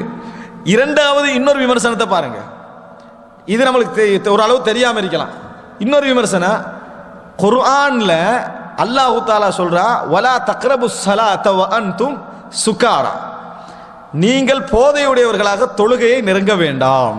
அப்படின்ற என்ன, தொழுகை அல்லாத நேரங்களில் போதை வந்து தடை செய்யப்படவில்லை என்று அல்லாஹ் தஆலா சொல்லிட்டான். இன்னொரு இடத்துல அல்லாஹ் தஆலா சொல்றா, இந்த இன்னமல் ஹம்ரு வல் மைசிரு வல் அன்சாபு வல் அஸ்லாமு, அந்த மாதிரி அல்லாஹ் தஆலா வசனம் சொல்லி, இவைகள் எல்லாம் ரிஜிசும் மின் அமலி ஷைத்தான் ஃபஜ்தனிபு, நீங்கள் அவைகள் எல்லாம் என்ன செய்யுங்க, தவிர்ந்து கொள்ளுங்க அல்லாஹ் தஆலா சொல்ற. ஒரு இடத்துல தவிர்க்க சொல்லல, இன்னொரு இடத்துல முழுசா தவிருங்கன்னு அல்லாஹ் தஆலா சொல்றான். இது அன்னைய அவன் கேட்கிறான். சரியா, அவன் என்ன கேட்கிறான்டா, இது ஏன் இது ஒரே குர்ஆன்ல ஒன்று கொண்டு முரண்படுதா இல்லையா, விளக்கம் புற வைங்க. சரியா, ஒன்று கொண்டு இது முரண்படு, குடிங்கன்னு சொல்லுது கொஞ்ச நேரத்துக்கு, டோட்டலா குடிக்காதீங்கன்னு இடத்துல சொல்லுது. இதுதான், அதாவது மனைவிய, அதாவது கணவன் இறந்துட்டான், அப்போ வந்து என்ன செய்யும், 4 மாசம் 10 நாள். ஆனா குர்ஆன்ல இன்னொரு வசனம் வருது, 1 வருஷம். என்ன செய்யணும், 1 வருஷம் அல்லாஹ் தஆலா என்ன செய்யறான், சொல்லி காட்டுறான். அப்ப இதுக்கு என்ன விளக்கம் அப்படின்னு கேட்கிறான். விபச்சாரத்துக்கு ஒரு தண்டனை அல்லாஹ் தஆலா ஆரம்பத்தில் சொன்னான், அதுக்கு பின்னால்தான் இன்னொரு தண்டனை அல்லாஹ் அதாவது இந்த கசையடி என்ன செஞ்சான், அதுக்கு பின்னால சொன்னான். இந்த வசனங்களை அவன் கேட்கிறான் என்னண்டு முரணா இல்லையா? முரண். அவனுக்கு உனக்கு முரணாக இருக்கலாம். இதை நம்பக்கூடிய சமுதாயம் அதை ஒரு விளக்கத்தோடு பாதுகாத்துட்டு வர முரண்களை சமாளிச்சுட்டு வந்த அர்த்தம் அல்ல. முரண்களை சமாளிச்சு வந்த அர்த்தம் அல்ல. இறக்கப்பட்ட காலத்தில் இருந்து அதை எடுத்து ஏண்டா இப்படி தூக்கி போட்ட புத்தகத்தை நம்ம பாதுகாக்கல. ஒருவர் இருந்து விளங்கப்படுத்தினார், ஒருவர் இருந்து ஒரு சமுதாயத்தை காப்பாற்றி வந்தார், பாதுகாத்து வருது. என்ன சொல்றோம்? இந்த வசனம் அல்லாஹு ரப்புல் ஆலமீன் ஆரம்ப காலத்திலே சட்டமாக இறக்கினான், பின்னர் அந்த சட்டத்தை என்ன செஞ்சான்? மாற்றினான். அப்படி நம்ம சொல்றோமா இல்லையா? இதுக்கு சொல்றது நஸ்ஹ், மாற்றுதல் என்று. இதை கூட இஸ்லாமிய அறிஞர்கள் ஒருத்தர் ஒன்று ரெண்டு பேர் பார்த்தாங்க, இது கூட அவ்வளோ நல்லா இல்லையே, அல்லாஹ் ஏன் மாத்தன? அவன் கேட்டான், அல்லாஹ் ஏன் மாத்தனு? மாற்றமே கிடையாதுட்டாங்க. அது அந்த கட்டத்துக்கு அது, இந்த கட்டத்துக்கு இது. புதுசா இஸ்லாத்துக்கு வந்தா சாராயம் கொஞ்சம் இருக்கத்தான் செய்யும், சாராயம் இருக்கத்தான் செய்யும். ஓகே, இப்போ அந்த கட்டத்துக்கு இதுன்னா அனுமதின்னு அர்த்தம். வலா தக்ரபு ஸலாத்த வஅன்து சுகரா, அவனுக்கு ஒரு 5 வருஷம் ஆயின பிறகு இவனுக்கு என்ன செஞ்சிட்டாங்க? விளக்கம் சொல்ற மாதிரி ஒரு விளக்கத்தை என்ன செய்தார்கள்? சொன்னார்கள். மாற்றம் நசுகை எடுக்க முடியாது அப்படின்னு. ஆனால் இது என்னது? அவனுடைய கேள்வி என்ன, நம்ம என்ன பதில் சொன்னோம் பாருங்க. 2. மூன்றாவது, குர்ஆன்ல இது போன்ற, அதாவது அவன் வைத்த விமர்சனங்கள்ல உண்டு, ரசூலுல்லாஹி ஸல்லல்லாஹு அலைஹி வஸல்லம் அவர்கள் ஏன் எழுதுவதற்கான ஏற்பாடை செய்யவில்லை? அன்றைக்கே என்ன செய்யல? ஏன் ஏற்பாடு செய்யல? அபூபக்கர் காலத்திலேயாவது ஏன் அது முடியல? இதெல்லாம் கேட்டானா இல்லை? அப்ப குர்ஆனுக்கான கேள்விகள் இல்லை என்று அர்த்தம் அல்ல.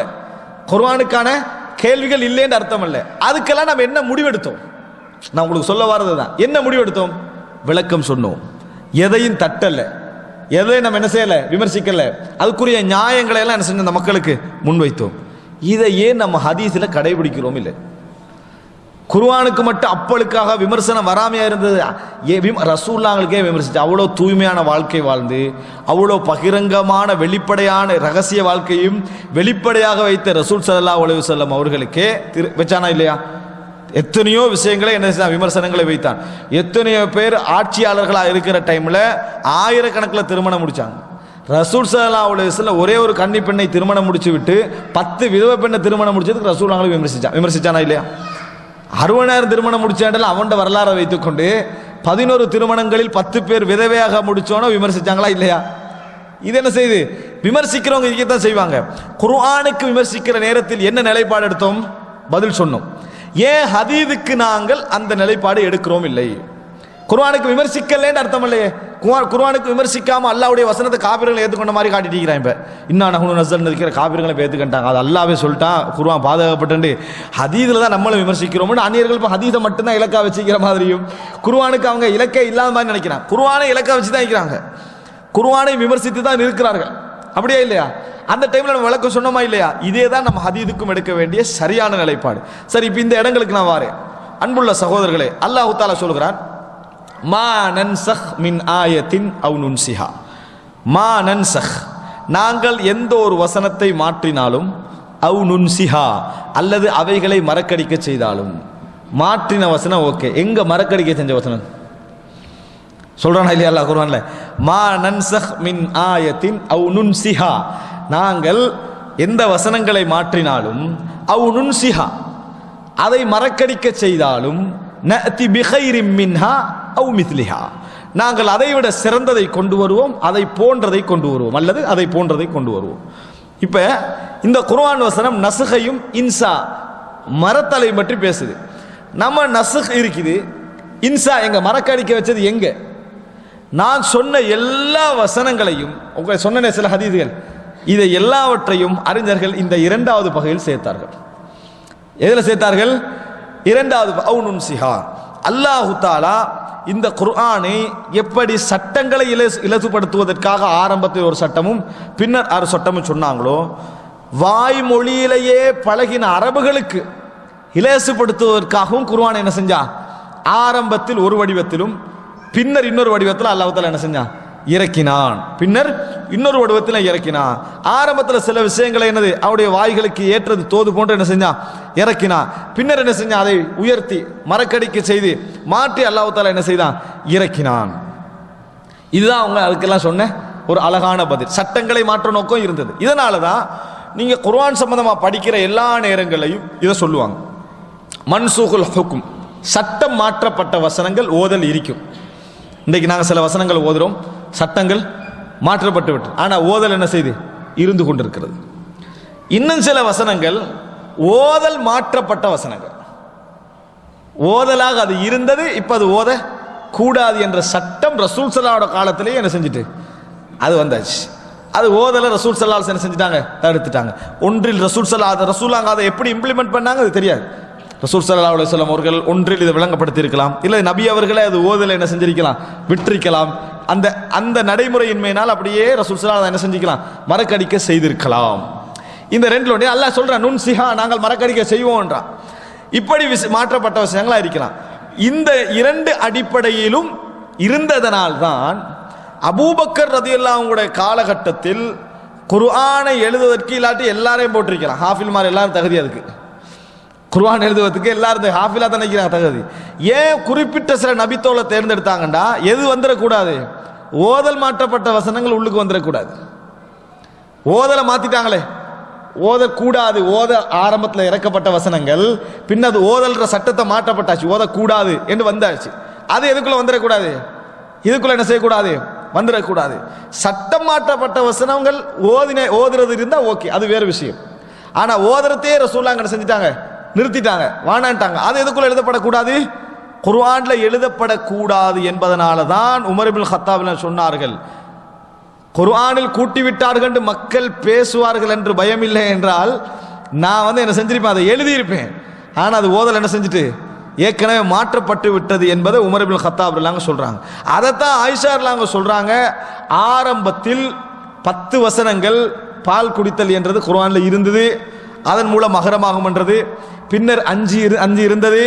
ரசூலுல்லாஹ் மரணிக்கிற நேரத்தில் கூட குர்ஆனில் உள்ளதாக அது ஓதப்பட்டு கொண்டிருந்தது. மினல் குர்ஆனில் உள்ளதாக அது ஓதப்பட்டு கொண்டிருந்தா, ஓதல் மாற்றப்பட்டது மக்களுக்கு செய்தி போய் சேரல, அவ்வளவுதான். ஓதல் மாற்றப்பட்ட செய்தி மக்களுக்கு போய் சேரவில்லை. சேராதனால சில மக்கள் என்ன நினைச்சிருந்தாங்கன்னா, இன்னும் அது குர்ஆன்ல உள்ளதா நினைச்சிட்டு என்ன செஞ்சாங்க, ஓதிக்கொண்டிருந்தார்கள். வஹுன்ன ஃபீமா யுக்ரஉ மினல் குர்ஆன், பாருங்க, வஹுன்ன அவைகள், அந்த வசனங்கள், ஃபீமா யுக்ரா ஓதப்படக்கூடியதாக, மினல் குர்ஆன் குர்ஆனிலே ஓதப்படக்கூடிய இருந்த நேரத்தில் ரசூலுல்லாஹ் மௌத்தாகினாங்க. அப்படின்னா ரசூலுல்லாஹ் மரணிக்கிற நேரத்துக்கும் அந்த ஓதல் மாற்றப்பட்ட வசன நேரத்துக்கும் கொஞ்சம் தான் கேப் இருந்தது, இடைவெளி இருந்தது. அதனால மக்கள் சிலர் என்ன நினைச்சாங்க, இது குர்ஆன்ல உள்ளதுன்னு நினைச்சு செஞ்சாங்க, ஓதிக்கொண்டிருந்தார்கள். பிறகு தொகுக்கப்பட்ட பின்னால் என்ன செஞ்சிட்டாங்க, விட்டு விட்டார்கள். அது இது இல்ல, இது மாற்றப்பட்டாச்சு, இதுதான் குர்ஆன்ல இல்ல, குர்ஆன்ல இல்லாத ஒரு வசனத்தை ஆயிஷா சொன்னாங்கன்னு அர்த்தம் அல்ல. இதுதான் ஒரு அம்சம். இது போல நீங்க நிறைய என்ன புரிஞ்சுக்கணும்னு சொன்னால், குர்ஆனில் உள்ள ஒன்றதை எடுத்ததல்ல, ஓதல் சட்டம் என்ன செஞ்சது, மாற்றப்பட்டது. இந்த வசனம் மட்டுமல்ல, நான் இப்ப சொன்ன 100கணக்கான செய்தி அதுல வரும். ஓதல் மாற்றப்பட்டவைகள் இவைகளெல்லாம் வத்தக்கரி வல் உன்சா என்கின்ற முறையில் ஆரம்பத்தில் ரசூல் ஸல்லல்லாஹு அலைஹி வஸல்லம் ஓதினார்கள். பின்னர் என்ன செஞ்சிட்டாங்க, வமா கலக்கத் தக்கர வல் உன்சா, அல்லது 2ஐ ஓதி வந்தார்கள், பின்னர் என்ன செஞ்சாங்க, ஒன்றை விட்டு விட்டார்கள். இப்படித்தான் அதை புரிஞ்சுக்கொள்ளணும். இதை உமர் இப்னு கத்தாப் ரலியல்லாஹு அன்ஹு சொல்றாங்க. உபை இப்னு கஅப் அவர் எங்களிலே மிகவும் ஓதக்கூடிய நபர். உபை இப்னு கஅப் நல்ல கராத்துள்ளவர், ஓதக்கூடிய நபர், ஓதல் பற்றி அறிவுள்ளவர். ஆனால் நாங்க லஹ்னு உபையுடைய லஹனுகளை, லஹன தவறுன்னு மொழிபெயர்க்கலாம், முறையான வழிமுறைக்கு மாற்றம் என்று மொழிபெயர்க்கலாம். அவைகளை நாங்க விட்டுருவோம், நாங்க எடுக்க மாட்டோம். உபை தான் ஓதினாலும், உபை எங்கள சிறந்த ஓதி தருவோராக இருந்தாலும், அவருடைய லஹனுகளை, முறைக்கு மாற்றமாக அவர் ஓதுகின்றவைகளை நாங்கள் விட்டு விடுவோம். ஆனா உபை விட மாட்டார். உபை என்ன சொல்றாருன்னா, நான் ரசூலுல்லாஹ் இது படிச்சேன்றாரு, நான் ரசூலுல்லாஹி ஸல்லல்லாஹு அலைஹி வஸல்லம் இது படிச்சேன் என்று சொல்றாரு. என்று சொல்லிட்டு உமர் சொல்றாரு, மா நன்ஸஹ் மின் ஆயத்தின் அவ் நுன்ஸிஹா நஅதி பிகைரின் மின்ஹா அவ் மித்லிஹா. நாங்கள் அல்லாஹ் தஆலா குர்ஆன்ல சொல்றான், எந்த வசனங்களை மாற்றினாலும் அல்லது மறக்கடிக்க செய்தாலும் அதை போன்ற ஒன்றை அல்லது அதை விட சிறந்த ஒன்றை கொண்டு வருவோம் என்று அல்லாஹ் தஆலா சொல்கிறான். என்ன வழங்குது, உபை ஓதுறது முறையான வழிமுறைக்கு மாற்றம். எந்த அடிப்படையில் நாங்கள் அதை ஓதாமல் இருக்கிறோம்டா, அது ஓதல் மறக்கடிக்கப்பட்ட வசனங்கள். அது குர்ஆன்ல எழுதப்படக்கூடாது. ரசூலுல்லாஹ் காலத்தை ரசூலுல்லாஹ் என்ன செஞ்சிட்டாங்க, அதை முடிவெடுத்து விட்டார்கள். அப்படி என்ன செய்யறாங்க, உமர் இப்னு கத்தாப் சொல்றாங்க. ஆனா அந்த செய்தி யாருக்கு போய் சேரல? உபய் இப்னு கஅபுக்கு என்ன செய்யல? போய் சேரவில்லை. உபய் இப்னு கஅபுக்கு போய் சேரவில்லை.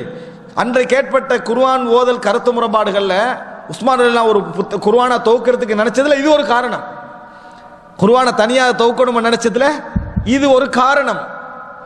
அதை புரிஞ்சுக்கொள்ளணும். இது தனியாக எது ஓதப்பட வேண்டிய வசனம், எது ஓதப்படக்கூடாத வசனம் என்று எது மாற்றப்பட்டது என்பதெல்லாம் முழுமையாக தொகுக்கணும் என்பதற்காக என்ன செஞ்சாங்க, எழுதினாங்க. எந்த அளவுக்கு என்றால் உஸ்மான் ரலியல்லாஹு அவங்கள்ட்ட கேட்கிறாங்க, சட்டம் மாற்றப்பட்டு ஓதிக்கொண்டிருக்கிறோமே இதையும் எழுதுவதான்னு கேட்டார்கள். இதையும் இதுல எழுதுவதான்னு கேட்டார்கள். அதுக்கு உஸ்மான் சொன்னாங்க, எதையும் மாற்றக்கூடாது. ரசூல் ஸல்லல்லாஹு அலைஹி வஸல்லம் அவர்கள் எதையெல்லாம் சொன்னாங்களோ அதையெல்லாம் என்ன செய்யணும், எழுத வேண்டும். எழுதுங்கன்ற ரசூல் அவங்க சொன்னதை தான் எழுதினாங்க. அதனால தான் 2 சாட்சி கேட்டார்கள். 2 சாட்சி குர்ஆன் தொகுக்கப்பட்டதுல வரலாறு உங்களுக்கு தெரிஞ்சுங்க. 2 சாட்சி. ஏன் 2 சாட்சி தெரியுமா? ஒருத்தர் வாராரு, நான் ஓதிக்கிறேன், இன்னொரு வாராரு, நான் ஓதிக்கிறேன். அப்படி இல்லை. 2 சாட்சி என்று அதல்ல, ரசூல் ஸல்லல்லாஹு அலைஹி வஸல்லம் அவர்களுக்கு முன்னால் எழுதப்பட்ட அந்த இது இருக்கணும், ஏடு. இது ஒரு சாட்சி. விளங்கிட்டா? ரசூல் ஸல்லல்லாஹு அலைஹி வஸல்லம் முன்னால் எழுதினாங்களே அந்த ஏடு என்ன செய்யணும், இருக்கணும். ஒரு துண்லையோ ஒரு தோல்லையோ ஒரு சாதாரண ஒரு முள்ளுலையோ எழுதிருப்பாங்களே அது கொண்டு வந்துடணும் முதலாவது. அப்பதான் எழுதப்பட்டதுல விஷயத்தை என்ன செய்யலாம், புரிஞ்சுக்கலாம். இது இருக்கணும். இரண்டாவது அதுக்கு ஒரு ஆள் சாட்சியா வரணும். இவர் அல்ல, இன்னொரு ஆள் என்ன செய்யணும், சாட்சியாக வர வேண்டும். இந்த 2 சாட்சியை வச்சு தான் எழுதினாங்க. இதுக்கு அர்த்தம் அவங்களுக்கு குர்ஆன் மனனம் இல்லைன்னு அர்த்தம் அல்ல. எல்லாரும் குர்ஆன் மனனம் விட்டவர்கள். அதனாலதான் ஸைத் இப்னு சாபித் சொல்றாரு, நான் அபூபக்கர் தொகுத்த நேரத்தில் ஒரு வசனத்தை காணவில்லை என்றார். அப்படின்னு அர்த்தம் என்ன, அவருக்கு அந்த வசனம் தெரியும். இது ரசூலாங்க ஓதினாங்க, ரசூலாங்க ஓதிக்கிட்டு இருந்தாங்க, ரசூலாங்கிட்ட கேட்டுக்கிட்டு இருந்தோம். இதை கூட தலையில விளங்கிக்கிறார். எப்படி அவர் சொல்லுவார், அதாவது ஒரு வசனத்தை காணவில்லை என்று அப்படின்னு அவருக்கு தெரிஞ்சு சொல்லிட்டு சொன்னார். அவரு அந்த வசனம் எதை காணவில்லை, எழுதினதை காணல, எழுதினத்தை கொண்டு வாங்க, அதை காணவில்லை என்றாரு. வசனம் அவருக்கு தெரியுது, அதனாலதான் அதை காணவில்லை என்றே அவர் சொன்னாரு. அந்த வசனம் தெரிய போய்தான் அது காணவில்லைன்னு சொன்னாரு. அதை கொண்டு வாங்கினா அந்த ஏட்டை அதுக்கு பிறகு அது யார்கிட்ட இருந்தது, ஹுசைமா பின்து சாபித் அவர்கிட்ட இருந்தது. அப்படி என்று சொல்லி அவர்கிட்ட இந்த ஏட்டை எடுத்தாங்க. அவர்கிட்ட இருந்து ஏற்றது எடுத்தாங்க. சாட்சிக்கு என்ன செஞ்சாங்க, நீங்களே போதுமட்டாங்க. ஏன் நீங்க 2 சாட்சிக்கு சமன்ட்டாங்க, அதுவும் போயிட்டு சரியா. இப்ப என்ன புரிஞ்சுங்க தெரியுமா, இப்படித்தான் தொகுப்பு என்ன செஞ்சது நடந்தது என்பதை புரிந்து கொள்ள வேண்டும். எனவே அன்புள்ள சகோதரர்களே, இப்ப நான் உங்களுக்கு சொன்ன விஷயம் என்னடா, குர்ஆனில் ஓதல் மாற்றப்பட்ட வசனங்கள், குர்ஆனில் ஓதல் மாற்றப்பட்ட வசனங்கள் இஸ்லாத்துக்கு வெளியே உள்ள எதிரிகளுடைய மிக முக்கியமான விமர்சனங்கள்ல உண்டு. இஸ்லாத்துக்கு வெளியே உள்ள எதிரிகளோட மிக முக்கியமான விமர்சனங்களில் உண்டு என்பதை புரிந்து கொள்ள வேண்டும்.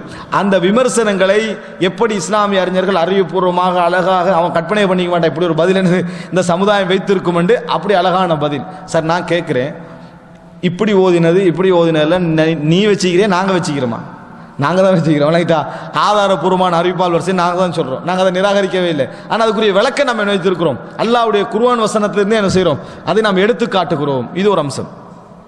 அவர்கள் விமர்சித்ததுல குர்ஆனை நோக்கிய விமர்சனங்கள். இன்னொன்றை புரிஞ்சுக்கங்க, கிராஆத் இன்ற வரைக்கும் ஒவ்வொரு முறையில் என்ன செய்யறாங்க, ஓதுறாங்களா இல்லையா?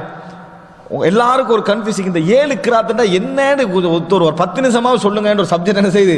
இந்த 7 கிராத் சப கிராத்ன்றாங்க தானே, இதை அவர்கள் விமர்சித்தார்கள். அது என்ன குர்ஆன் 7 முறையில் ஓதுறது அப்படி என்று சொல்லி குர்ஆன்ல என்ன செஞ்சாங்க, ஒவ்வொரு குர்ஆன் மொரோக்கோ சவுதியிலேருந்து பிரிண்ட் ஆகும், மொரோக்கோக்குரிய குர்ஆனோட பிரிண்ட் ஆகும்.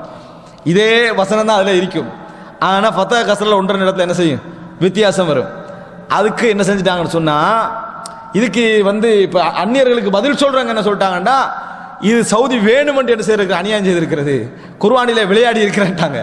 விளங்கிட்டானே, வேணுமென்று குர்ஆனிலே விளையாடி இருக்கிறது. அந்த குர்ஆனையை கொண்டு இப்படி காட்டி சொல்றாங்கன்னா, இது குப்பை, இது பொய் என்று சொல்றோன்றாங்க. எது, அந்த மொரோக்கோவுக்கும் அந்த வடமாகாணத்துக்கும் போற குர்ஆன், இன்னும் உள்ள துருக்கி அந்த மாதிரி ஏரியாக்களுக்கு போற குர்ஆன் இருக்குது. அதுல இதெல்லாம் என்ன செய்யணும், இது இதெல்லாம் எரிக்கணும், இதில் குர்ஆனில் விளையாடி இருக்கிறார்கள், அதுல உள்ஹும்து இருக்குன்னு சொல்லி அதுல அது இந்த இய்யாக்க நஅபுது வ இய்யாக்க நஸ்தஈனுக்கு வேற மாதிரி இருக்குதுன்னு சொல்லி என்னது அதெல்லாம் சொல்றாங்க. அறியாமை பார்த்தீங்கன்னா. 2வது விமர்சனம், அன்புள்ள சகோதரர்களே, குர்ஆனுக்கு அவங்க என்ன விமர்சனம் வச்சாங்கன்னு சொன்னா, குர்ஆன்ல இப்படியும் ஓதலாம் அப்படியும் ஓதலாம் அப்படி என்று இருக்கிறது, அதுக்கு ஏற்ற மாதிரி இடம்பாடுகளும் குர்ஆன்ல வந்திருக்குது, இதே ஒரு பெரிய ஆதாரம், குர்ஆனுடைய இது பாதுகாக்கப்படலைன்னு அந்நியர் விமர்சனம் வச்சான். அன்றையிலிருந்து வரைக்கும் விமர்சனம் வைத்துக் கொண்டிருக்கிறான். ஆனால் சுப்ஹானல்லாஹ், அற்புதமாக இஸ்லாமிய சமுதாயத்தில் குர்ஆனுடைய ஓதல் முறை எழுத்தும் பாதுகாக்கப்பட்டு அதை நபிகளார் என்னென்ன வடிவங்களில் ஓதினார்களோ அந்த வடிவத்துடைய ஓசை முறைகளும் பாதுகாக்கப்பட்டிருப்பதற்கான ஒரு ஆதாரம் அது. எல்லாரும் எழுத்த பாதுகாத்துடலாம், அதை 4 முறையில் உச்சரிச்சாங்கிறத பாதுகாக்கலாமா? 4 முறையில் உச்சரித்தார்கள் என்பதையும் பாதுகாத்த ஒரு இடத்த நான் கேட்கிறேன். ஒரு எழுத்தை 4 முறையில் உச்சரிச்சா குத்தம்? அது யார் சொன்னது குத்தம் என்னது? குத்தமே கிடையாது. எழுத்துல உனக்கு என்ன பிரச்சனை? அதே மாதிரி தானே வச்சுக்கிறாங்க. இன்றைக்கு இஸ்லாமிய சமுதாயம் 1350 வருடங்களுக்கு முன்னால் உள்ள எழுத்தை படிச்சுக்க நிற்குது. நீங்க எவ்வளோ அரபு படிச்சாலும் குர்ஆன் ஓதக்குள்ள தனியாக படிக்க வேண்டியதா இல்லையா? ஏன் அன்றைக்குள்ள எழுத்தை நம்ம என்ன செய்யறோம்? இன்றைக்கு படித்துக் கொண்டிருக்கிறோம். அந்த நுக்தாக்கெல்லாம் எடுத்தோம்னா அதே ஃபார்மேட்டில் என்ன செய்யுது? இந்த எழுத்து இருந்து கொண்டிருக்கு, அதை படித்துக் கொண்டிருக்கிறோம்.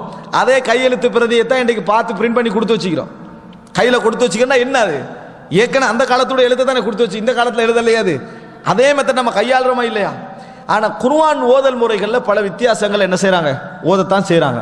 ஹிதாமுஹு மிஸ்க வ ஹாத்தமுஹு மிஸ்கன்னு ஓதுவாங்க. விளங்கிட்டா? ஹம்மாலத்தல் ஹதப ஹம்மாலத்துல் ஹதபன்னு ஓதுவாங்க. கைரில் மக்தூபி அலைஹும் அப்படின்னு ஓதுவாங்க. ஹிதன சொராத்தன் சாத ஹிதன செராத்தன் என்ன செய்வாங்க? சீனா ஓதுவாங்க. நிறைய பேர் சாது கஷ்டப்பட்டு இருந்திருப்பாங்க, யோசிப்பாங்க இப்போ என்னது அப்போ சிராத்தன் ஓதலாமா அப்படின்னு. என்னது ஹிதன செராத்தல் முஸ்தகிமன் என்னது ஓதுவார்கள். இப்படியெல்லாம் ஓதுற கிராத்தை நீங்கள் தாராளமாக கேட்கலாம். நீங்க வளமையாக விரும்பி கேட்கிறவங்க யார கராத்தை கேட்பாங்க? மிஷாரி கராத்தை கேட்பாங்க. மிஷாரி இந்த அத்தனை முறையில ஓதுவார். கேட்டு பாருங்க. மிஷாரி இந்த அத்தனை முறையில என்ன செய்வார்? ஓதுவார். காபிரா அவரு குர்ஆனை மாத்திட்டாரா? ஒரு சொல்ல ஒரு ஆள் இது மக்கள் இது தவறாக வழங்க. மிஷாரி மட்டுமல்ல, மிஷாரி ஆதாரமாக காட்டி விட்டா நினைச்சிடக்கூடாது. மிஷாரி காரிமார்கள் இதுல போறவங்க எல்லாம் அதை படிப்பார்கள். எந்த ஒரு இஸ்லாமிய பல்கலைக்கழகம் எடுத்தாலும் குர்ஆனை படிச்சீங்கன்னா குர்ஆனுடைய துறையில இது ஒரு துறை. சரியா? அவங்க ஓதுவார்கள். நாங்கள் தொழுது இருக்கிறோம். பின்னால என்ன காரணம்? அப்பதெல்லாம் இவங்க டோட்டல் சமுதாயம் குர்ஆனை குழப்பிட்டாவே. டோட்டல் சமுதாயம் குர்ஆனை குழப்பிட்டு. அப்படி இல்லை, எழுத்து எப்படி பாதுகாக்கப்பட்டதோ அதே போல அவருடைய ஓசை வடிவங்களும் என்ன செய்தன? பாதுகாக்கப்பட்டன. அதான் அர்த்தம், வேற ஒன்றும் இல்லை. அதில் இப்படியும் ஓதினார்கள் அப்படியே ஓதினார்கள் பார்த்தே பாதுகாக்கப்பட்டாங்க. ஆனால் எப்பையும் ஒரு சமுதாயம் ஒரு ஓசையிலே என்ன செஞ்சிடும்? பழகிடும். நபித்தோழர்கள்லாம் எப்படி பழகினாங்க அர்த்தம் இல்லையே. உமர் இப்னு கத்தாப் அவர்கள் வராங்க. ஹிஷாம் இப்னு ஹக்கீம் இப்னு ஹிசாம் குர்ஆன் ஓதி கண்டிக்கிறார். சூரத்துல் ஃபுர்கான ஓதி கண்டிக்கிறார். புகாரி முஸ்லிம்ல வர செய்தி. ஓதினா வேற மாதிரி ஓதுறாரு. அவருக்கு ஃபுர்கான வேற மாதிரி ஓதி கண்டிக்கிறாரு. உமர்லாம் நின்ட்டாங்க. தொழுகையிலே பிடிக்கும்னு நினைச்சேன், ஆனால் பேசாமல் நின்ட்டேன் முடியும் வரைக்கும். முட்டுச்சோனே போய் பிடிச்சி என்ன ஃபுர்கானை இப்படி ஓதுறீங்க? ஏன்னா உமர்லாம் அதில் கவனமாயிப்பாங்க. ஏன் இப்படி ஓதுறீங்கன்னு சொல்லி. ரசூல் ஸல்லல்லாஹு அலைஹி வஸல்லம் தான் எனக்கு இப்படி ஓதி தந்தாங்க. எனக்கு ரசூலாங்க இப்படி ஓதி தரல அப்படி என்றார் அவர். உடனே 2 பேர் ரசூலாங்கிட்ட போறாங்க.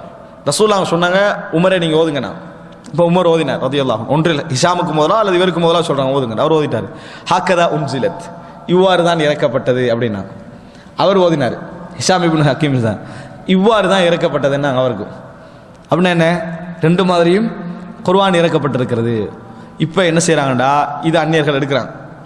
என்ன இது அப்படியும் ஓதப்பட்டு இது என்ன பிரச்சனை கேட்குறான்னு கேட்குறேன். இப்படியும் படிக்கலாம் அப்படியும் படிக்கலாம்ன்றது உலகத்தில் ஒரு பிரச்சனைன்னு கேட்குறேன். இது ஒரு விமர்சனமாக அவன் வச்சா. அது இன்று வரைக்கும் ரசூலுல்லாஹ் சொல்றாங்க, என் மீது குர்ஆன் சபஅத் அஹ்ருஃப் அலா சபஅத்தி அஹ்ருஃபின் 7 முறைமைகளில் இறக்கப்பட்டிருக்கிறது. ஹர்ஃப் என்ற எழுத்து 7 உச்சரிப்புகள் என்ன செஞ்சுக்குது? எனக்கு குர்ஆன் இறக்கப்பட்டிருக்கிறது. நாங்கள் இதுக்கு இப்போ என்ன பதில் தெரியுமா? இதெல்லாம் எடுங்கட்டாங்க. சுப்ஹானல்லாஹ். 7 கிராத்தே இல்லைன்ட்டாங்க. 7 கிராத்தே இல்லை. இதெல்லாம் அந்நியர்கள் இஸ்லாத்திலே நுழைச்சது. எவ்வளோ அறிவுபூர்வமான பதில். இதெல்லாம் அறிவுபூர்வம்ன்றாங்க. இதெல்லாம் அறிவுபூர்வமான. வீட்டில் திருடன் கூட வீட்டில் இருந்தான் தானே ஒருத்தன் குற்றச்சாட்டு வைக்கிறான். திருடன் என்ற பேரில் வைக்கிறான் வைங்களேன். நாம அவனை காட்டணும். மறைச்சிட்டு அவன் இப்போ இல்லையே பாருங்க நல்லாண்டா இருக்குதானே உள்ளுக்கிறேன். அதுதானே விளங்க. அவன் திருடன்னு சொல்றான்டா, மறைச்சா சரியா? திருடன் இல்லைன்னு நிரூபி. அவன் வீட்டு சொந்தக்காரன் நிரூபி. விளங்கிட்டா? அவன் நல்ல வேண்ட நிரூபி. அதை விட்டு போட்டு அவனை மறைச்சிட்டு இல்லையே நீங்க பார்த்தது பிள்ளைண்டா அது பிள்ளை. இந்த மாதிரி அணுகுமுறையை இப்போ என்ன செய்யறாங்க? கையாளுகிறார்கள். அன்புள்ள சகோதரர்களே, குர்ஆன் 7 முறையில் இறக்கப்பட்டது எடுங்கட்டான். ஒவ்வொரு குர்ஆன்ல நீங்க பாருங்க, பிரிவாயத்து என்னது ஹஃப்ஸ் வரும். ஹஃப்ஸ் இப்னு ஆசிம் அப்படின்ற ஒரு வார்த்தை வரும். அப்ப பிரிவாயத் ஹஃப்ஸ் விளங்கிட்டா? ஹஃப்ஸுடைய அதாவது ஒரு ரிவாயத்தை என்ன செய்யும் வரும். இப்போ என்ன முக்கியம்னு சொன்னால், ஹஃப்ஸுடைய ரிவாயத்துன்னு வாரது. ஹஃப்ஸ் யாருங்க? ஹஃப்ஸ் ஓதினா தான் நாங்கள் ஓதணுமான்னு கேட்குறாங்க. ஹஃப்ஸ் ஓதினா தான் நாங்கள் ஓதணுமான்னு கேட்குறாங்க. இப்போ என்ன இன்னொன்று கேட்டா, இந்த 7 முறைமைக்கும் 7 காரி என்று பிரிப்பாங்க. 7 காரிகள் இதுக்கும் வேற வேற. 7 பேருடைய ஓதல் முறை என்றது வேற. ரசூல் ஸல்லல்லாஹு அலைஹி வஸல்லம் அவர்களுடைய 7 விதமான உச்சரிப்புன்றது வேற. புரிஞ்சுங்க. இன்னொரு அம்சம் என்னன்னா, ஒரு முறை, இது 2 முறை, இது 3 முறைன்றெல்லாம் இல்லை. இது ஒரு முறை தனி, இது ஒரு முறை தனி, இது ஒரு முறை தனி, இப்படி 7 முறை அல்ல. குர்ஆன்ல இந்த 7 முறை மிக்ஸ் ஆயிருக்கு. தனியா ஓண்டா என்ன செய்யாது, வராது. இந்த 7 முறைகளும் ஒவ்வொரு எழுத்தையும் 7 முறையில் ஓதுன்ற அர்த்தமும் அல்ல. குர்ஆன்ல எப்படி இருக்குது, இந்த 7 முறைகளுக்கான சான்ஸும் குர்ஆன்ல ரசூல் ஸல்லல்லாஹு அலைஹி வஸல்லம் சில வசனங்களுக்கு என்ன செஞ்சாங்க, அதை செஞ்சாங்க. எல்லாருக்கும் அல்ல, 7 முறைகள் என்ன செஞ்சாங்க, ஜிப்ரீல் அலைஹிஸ்ஸலாமே ஓதி கொடுத்தார்கள். அப்ப அந்த முறையில நம்ம ஒரு முறை என்ன செய்யறோம், ஃபாலோ பண்றோம். ஒரு முறை என்ன சொன்னா தனியான ஒரு முறை இல்ல, எல்லாம் கலந்திருக்காதுல நாங்க கொண்டு செய்து கொண்டிருக்கிறோம். அது ஹஃப்ஸ் ஓதினு சொல்றோம், ஹஃப்ஸுடைய ரிவாயத்தை சொல்றோம். என்ன புரிஞ்சுக்கங்கடா, பிற்காலத்து ஒரு அறிஞர் என்ன செய்யறாருன்னு சொன்னா, இந்த குர்ஆன் ஓதல் முறைகள்லாம் இப்படி பலவிதமா ஓதுறாங்களே, இதை கொஞ்சம் தொகுத்தி எடுப்போம்னு நினைக்கிறார். இதை கொஞ்சம் தொகுத்தி எடுப்போம்னு நினைக்கிறாரு. அதுக்காக வேண்டி அவர் ஒரு ஐடியா பண்ணினார். அந்த ஐடியா அவர் பண்ணாம இருந்திக்கலாம் ரஹிமஹுல்லா. அது என்ன என்று சொன்னா, இந்த 7 குர்ஆன் ஓதி கொடுக்கிறவங்கள தேர்ந்தெடுப்போம். அங்கதான் பிரச்சனை உண்டாயிடுச்சு. கணக்கிட்டா 7 முறை என்று வருது. அதனால சும்மா அவர் என்ன நினைச்சாருன்னா, நம்ம பிரிக்கிறத என்ன செஞ்சிருவோம், 7 பேர்ட்டிந்து எடுப்போம். குர்ஆனை பிரபல்யமா ஓதி கொடுப்பாங்களே, உதாரணமா இலங்கையில ஒருவர் பிரபல்யமா ஓதி கொடுக்குறாரு, வட மாகாணத்தில் ஒருத்தர், தென் மாகாணத்தில் ஒருத்தர். அதே மாதிரி இந்தியாவில் வட மாகாணத்தில் ஒருத்தர், தென் மாகாணத்தில் ஒருத்தர், பாகிஸ்தானில் வட மாகாணத்தில் ஒருத்தர், தென் மாகாணத்தில் ஒருத்தர், இப்படி விளங்கிட்டா பங்களா இப்படி பரந்த வடிவில் என்ன செய்யறாரு, உதாரணமா 7 மாணவர்கள் என்ன செய்யறாரு, தெரிவு செஞ்சு இவர் இதை இப்படித்தான் ஓதுவாரு, இவர் இதை இப்படித்தான் ஓதுவாரு, இவர் இப்படி இதைத்தான் ஓதுவார்னா இவர் ஓதித்தான் தெரிஞ்ச மக்கள்லாம் அப்படித்தான் ஓதி கண்டிக்கிறாங்க. மக்கள் எல்லாம் அப்படித்தான் ஓதி கண்டிக்கிறாங்க. அதுக்காக வேண்டி சும்மா ரோட்ல ஒரு போயிட்டு அவர் ஆதாரமா எடுக்கலாமா? 7 அந்த ஊர்லயே நார் நல்லா ஓதி கொடுப்பாரோ அவர் ஆதாரமாக எடுத்து அவருடைய முறைகளை எழுத்துல தொகுத்தார். அதான் பிரச்சனை. அவர் என்ன செஞ்சார்னா, அவர் இந்த இடத்துல இப்படி உச்சரிப்பாரு, இந்த இடத்துல இப்படி உச்சரிப்பாரு, இந்த இடத்துல இப்படி உச்சரிப்பாரு என்றார். இது எப்படி என்றா, நம்மட ஊர்ல ஒரு ஆள் திருப்பி கேட்டான்னு வைங்களே, உங்களுக்கு யார் ஓதி தந்தது? அப்துல் ரஹ்மான் ஹசரத். உங்களுக்கு யாரு? அந்த ஊரே அப்துல் ரஹ்மான் ஹசரத்னு சொல்லுது. இப்போ அவங்களோட பெற்றோர் பாப்பாவுக்கு மட்டுமல்ல பாட்டனாருக்கு அப்துல் ரஹ்மான் ஹசரத் தான். அப்போ ஒரு ஆள் வராரு, அப்துல் ரஹ்மான் ஹசரத் ஓதினா அதுக்கு ராத் அவங்கள, அதான் அவங்களோட ஓதல் முறை. கேட்ட நீங்க என்ன பேர் சொல்றீங்க? அப்துல் ரஹ்மான் ஹசரத் ஓதுற முறையில தான் ஓதணும்னு அல்லாஹ் ரசூலும் சொன்னாங்களா அப்படின்னு கேட்டா, எப்படி அறியாமையோ அதே தான் ஹப்ஸ் ஓதுற முறையில தான் ஓதணும்னு கேட்டா அறியாமை. அப்துல் ரஹ்மான் ஹசரத் அவராக கற்பனை பண்ணி ஓதி கொடுக்கல, மக்கள் ஓதாததை அவர் ஓதி கொடுக்கவும் இல்லை. புரிஞ்சுதா உங்களுக்கு? மக்கள் ஓதாத அவர் ஓதி கொடுக்கவும் இல்லை. ஏன்னா எல்லா ஊர்களும் ஒருத்தர் தான் அப்படி ஃபேமஸ் ஆகிருக்காரு. ஓதி கொடுக்குற சம்பந்தமா குர்ஆனை ஓதி கொடுக்குறேன்னு சொன்னா அந்த ஊர்ல ஒருவர் தான் என்ன செய்வார், மிக பிரபல்யமா இருப்பார். அவர்கிட்ட தான் அந்த ஊரே ஓதி இருக்கும், அவர்கிட்ட தான் அந்த ஊரே ஓதி இருக்கும். அதுக்காக வேண்டி அப்ப டோட்டலா உங்களுக்கு கிராத்தை மாத்தினவர் இந்த ஆள் தானாடா கேட்கறது. எல்லாரும் ஓதுறதை தான் அவர் ஓதி கொடுத்தாரு. ஆனா அவர் தான் உங்களுக்கு ஓதி கொடுத்ததுக்கான ஆதாரம். இப்படி ஒரு 7 பேரை செலக்ட் பண்ணார், இப்படி ஒரு 7 பேரை செலக்ட் பண்ணாரு. இந்த 7 என்று அவர் தொகுத்ததை சிலர் என்ன நினைச்சிட்டாங்கடா, 7 கிராத்ன்றது இதான் நினைச்சிட்டாங்க. அதல்ல, குர்ஆன் ஓதுற முறைகள் பிற்காலத்தில் வந்து இன்னொரு 3 பேரை சேர்த்து 10 பேர் ஓதுற முறையை தொகுத்தாங்க. இன்னும் சில இன்னொரு 4 பேர் சேர்த்து 14 பேர் ஓதுற முறை என்ன செஞ்சாங்க, தொகுத்தாங்க. பெரிய பெரிய யாரெல்லாம் ஓதி கொடுத்தாங்களோ அவங்க எப்படி எப்படிலாம் உச்சரிப்பாங்கன்னு நினைச்சாங்க, தொகுத்தாங்க. அப்படி தொகுத்ததெல்லாம் மக்கள் ஓதாததல்ல, மக்கள் ஏற்கனவே என்ன செஞ்சுட்டு ஓதி கட்டிக்கிறாங்க. தர்தீபுக்கு என்ன செஞ்சாங்க, எழுத்துல தொகுத்தார்கள். ஒன்றை புரிந்து கொள்ளுங்கள், குர்ஆன் அல்ஹம்து ஃபத்தஹால போடுற மாதிரி அலிஃபுக்கு ஃபத்தஹாவை உச்சரித்தார்கள் எழுத்துலயும் இருக்குது. ஆ என்று ஃபத்தஹால நம்ம குறியீட்டில் விளங்குற மாதிரி அலிஃபுக்கு ஃபத்தஹாவை உச்சரித்தார்கள். இந்த இடத்துல இல்ல, உதாரணத்துக்கு சொல்றேன். அந்த இது எழுத்துல என்ன செய்கிறது இருக்கு, அதைத்தான் என்ன செஞ்சாங்க ஷாத்திபியா அப்படி இப்படின்னு மாணவர்கள் படிப்பார்கள். இந்த கிராத்தை டோட்டல் கிராத்து கலையும் தூக்கிட்டாங்க. கிராத் அப்படின்றது ஒன்று இல்லை அப்படின்றது. அன்புள்ள சகோதரர்களை, தவறானது. இன்றைக்கும் மொரோக்கோ மக்கள் அப்படியே ஓதிக்கொண்டிருக்கிறார்கள். அப்ப அவங்களுக்கு யாரோ தவறான குர்ஆன் ஒரு ஹசரத்துன்னு வந்து போய் மாத்திட்டாங்கன்னு அர்த்தமா? அது அப்படி இல்ல. அது எல்லாம் எனது ஒவ்வொரு முறை, சில முறைகள் அரிதாக என்ன செய்கின்றன, ஓதப்படுகின்றன, சில முறைகள் பிரபல்யமாக ஓதப்படுகின்றன. அதெல்லாம் என்னத்தை சேர்ப்பார்கள் என்று சொன்னால் இதை ஷாதி என்பார்கள். எதை இப்ப நான் சொன்ன அப்துல்லா இப்னு மஸ்ஊத் ஓதுவாங்க, உபை இப்னு கஅப் ஓதுவாங்க, இதெல்லாம் அதில் சேர்க்க மாட்டான், அந்த ஓதல் முறையில் சேர்க்க மாட்டான். ஏன்? இதெல்லாம் அவங்க பல காரணமாக சேர்க்க மாட்டான். ஒன்று, இது மக்கள் இன்றைக்கு ஓதுகின்ற வழக்கத்தில் இல்லை. குர்ஆன் என்பது ஓதல்ல பாதுகாக்கப்படும். முதல் நிபந்தனை, குர்ஆன் வந்து என்ன செய்யணும், ஓதல்ல பாதுகாக்கப்படும். ஓதல்ல வளமையில இல்லை என்றால் அது ஓதல் கிடையாது முதலாவது. அப்ப அந்த ஹதீஸ் ஓதல் மாற்றப்பட்ட வசனம். அந்த ஹதீஸ் என்ன, ஓதல் மாற்றப்பட்ட வசனங்கள். ஆரம்பத்தில் ஓதிக்கொண்டிருந்தார்கள், பின்னர் அந்த ஓதல் என்ன செய்தது, மறக்கடிக்கப்பட்டது. மா நன்சஹ் மின் ஆயத்தின் அவ் நுன்சிஹா. இந்த 10 மிடர் பால் என்ற சம்பந்தமான கேட்கிறாங்க ஹதீஸ். அதான் அது. சரியா? ஓதல் மாற்றப்பட்ட வசனங்கள் கடைசி நேரத்தில் மாத்தினதுனால மக்களுக்கு அந்த செய்தி என்ன செய்யல, போய் சேரவில்லை. மக்கள் குர்ஆன்ல உள்ளதான் நினைச்சு ஓதிக்கிட்டு இருந்தாங்க. இப்போ ஆயிஷாறாங்க இந்த செய்தியை சொல்ற டைம்ல அந்த தாபியின் கேட்டிருக்கணுமா இல்லையா என்று, குர்ஆன்ல இல்லை அப்படின்னு கேட்டிருக்கணுமா இல்லையா, அந்த குறிப்பில்லாமலா ஒருத்தர் பதிவு செய்வாங்க. அதை விளங்கினதுனால அப்படி பதிவு செஞ்சாங்க.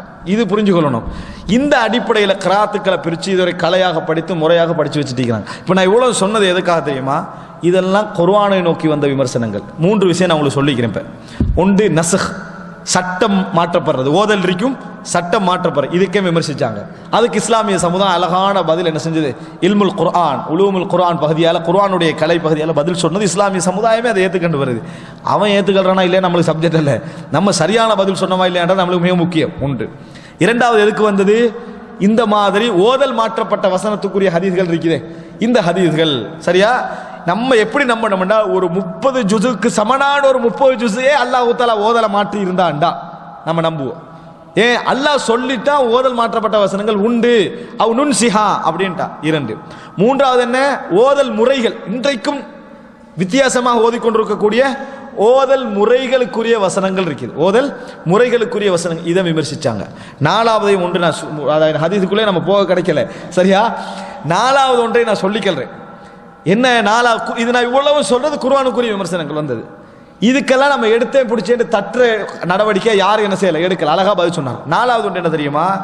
அந்நியர்கள் குர்ஆனை நோக்கி வைத்த விமர்சனங்கள்ல எழுத்து. இப்ப அதையும் ஏத்துக்கிட்டான், வணங்கிட்டா. என்ன எழுத்து? இந்த எழுத்து ஏன் சும்மா தேவையில்லாம அலிஃப் வந்திருக்குது, இங்க ஏன் தேவையில்லாம வாவு வந்திருக்குது, அல்லது இங்க ஏன் தேவையில்லாம இப்படி போட்டிருக்கிறாங்க, இப்படி இருந்ததா இல்லையா? இப்படி இருக்கு குர்ஆன்ல. இப்ப இதை எடுத்து இதையும் அந்நியர்கள் குறிப்பிட்ட காலமா ஒரு 100 வருஷத்துக்குள்ள விமர்சிச்சு வராங்க. அப்ப எல்லாம் விமர்சிக்கல. பொதுவாக காலம் போக போக பிதத்வாதிகளும் மடையன் ஆயிடுறாங்க. அதை புரிஞ்சுக்கங்க. எப்படி அன்றைக்குள்ள பிதத்வாதிகள் எடுத்தீங்கன்னா கொஞ்சம் அறிவாளிகள் இருந்தாங்க சரியா. எப்படி அகலு சுன்னாலே அறிவு குறைஞ்சவங்க குறைஞ்சிட்டு வராங்களோ அது மாதிரி பிதத்வாதிலையும் அறிவு அல்லாஹ் தஆலா சமனா தானே வைப்பான். அன்றைக்குள்ள பிதத்வாதில கொண்டு வந்து இன்றைக்குள்ள அகலு சுன்னாவோட விட்டா நிலைமை என்ன? அதனால அந்த பிதத்வாதிலும் அறிவு குறைஞ்சு வர. அன்றைக்கு கொஞ்சம் நேர்மையா இருந்தாங்க, விமர்சிக்கல. அதை அன்றைக்கு நேர்மையா இருந்தாங்க, அதுல கொஞ்சம் நேர்மையா தான் விமர்சிக்கல. அவன் எதெல்லாம் நேர்மையா இருந்து விட்டுட்டு போனான், அதெல்லாம் பலகீனப்பட்ட இவன் என்ன செய்வான், விமர்சிப்பான். இப்ப இவன் விமர்சிச்சிருக்கிறான். என்ன சொல்றான்னா, எழுத்து இருக்கு தானே, எழுத்து குர்ஆன் அட்ஜஸ்ட் பண்ணி கொண்டு வச்சுக்கிறாங்க. இப்ப உள்ள குர்ஆன் அப்ப உள்ள மாதிரி கொண்டு கையில கொடுத்தீங்கன்னா எவனும் ஓதிக்க மாட்டாங்க, எவனும் செஞ்சுக்க மாட்டாங்க, ஓதி இருக்க மாட்டார்கள். அட்ஜஸ்ட் பண்ணி அப்படி கூட்டி குறைச்சி ஒரு மாதிரி சமாளிச்சு கொண்டு வந்து கொடுத்துக்கிறீங்க. பாருங்க பிழைகளை. என்ன அவன் ஒரு 70 ஒரு 500க்கு மேல பிள்ளை என்ன செய்யறான், வைக்கிறான் இங்க இங்க இங்க. அதுல சும்மா அவனுக்கு ஒரு லெவல் இருக்கிறேன், இது ஃபர்ஸ்ட் லெவல், இது செகண்ட், இது தேர்ட், இது விட்டாலும் பரவாயில்லன்னு ஒரு 4-5 வச்சுக்கிறான். அவன் வைக்கிறான். இதுல என்ன செஞ்சாங்கன்னு சொன்னா, இந்த வரலாறு தெரியாததுனால, வரலாறு தெரியாது, இது மட்டம் தட்டுவதற்கோ குறைவா இருக்கோ, அதுதான் உண்மை. அந்த செக்ஷன் தெரியாதனால என்ன செஞ்சிட்டாங்கன்னு சொன்னா, இதுக்கு பதில் சொல்ல போனவர்கள் அந்நியர்களுக்கு பதில் சொல்ல போனோம். முஸ்லிம்களுக்கு விளக்கம் சொல்ல போனவங்கள நல்லாயிட்டாங்க, அந்நியர்களுக்கு விளக்கம் சொல்ல போனோம் இருக்கிறது இல்லாம ஆகிட்டான். எப்படி ஆகிட்டான்னு பாருங்க. எல்லோரும் குர்ஆனை மொழிபெயர்த்து எல்லோரும் என்ன செஞ்சாங்கன்னா, அரபுல போடுறவங்களும் என்ன செஞ்சாங்கன்னு சொன்னா, இந்த குறிப்பிட்ட ஒரு 19 இடங்கள் இருக்குது அல்லது 21 இடங்கள் இருக்குது, இந்த இடங்கள்ல நீங்க அதை உச்சரிக்க வேணாம், அதை என்ன செய்ய வேண்டாம், உச்சரிக்க வேணாம், இப்படி எழுதப்பட்டுள்ளதை இப்படி ஓத வேண்டும், இப்படி எழுதப்பட்டுள்ளது இப்படி ஓத வேண்டும் என்று வச்சாங்க. இப்படி எழுதப்பட்டுள்ளது இப்படி ஓத வேண்டும் என்ன, இது பிழை, இது சரியான வழங்குறதில்ல. இப்படி எழுதப்பட்டுள்ளது நீங்க இப்படித்தான் ஓதணும். உதாரணமாக மௌலவி எப்படி எழுதுவோம், மெலலவி என்று தான் எழுதுவோம். உதாரணம் ஒரு ஆள் சொல்றாரு, இப்படி எழுதப்பட்டது பிழை, நீங்க இப்படித்தான் அப்படியே வாசிக்கிறது இல்லை. அதுக்கு ஒரு பதில் சொல்றாங்க, அதான் வளமையா எல்லாருமே நம்ம அப்படித்தானே எழுதுறோம், 100ல் 1 மாறலையே, எல்லா இடத்துலயும் தானே எழுதிக்கிறோம். அப்ப 100 இடத்துல பிழைன்னு சொல்லணும். எங்கிற வாதம் என்ன தெரியுமா, எல்லா இடத்துல எழுதியிருந்தா பிழை சரியாயிருமா? எல்லா இடத்துலயும் ஒருத்தன் எழுதிக்கிறான், அப்ப பிழை சரியாயிருமா? சரியாகுது. எல்லா இடத்துலயும் பிழைன்னு சொல்லு. மெலலவி என்றது பிழை, மௌலவி தான் வரணும். அதனால மானா இவன்னா போடன்னு சொல்லணுமா இல்லையா?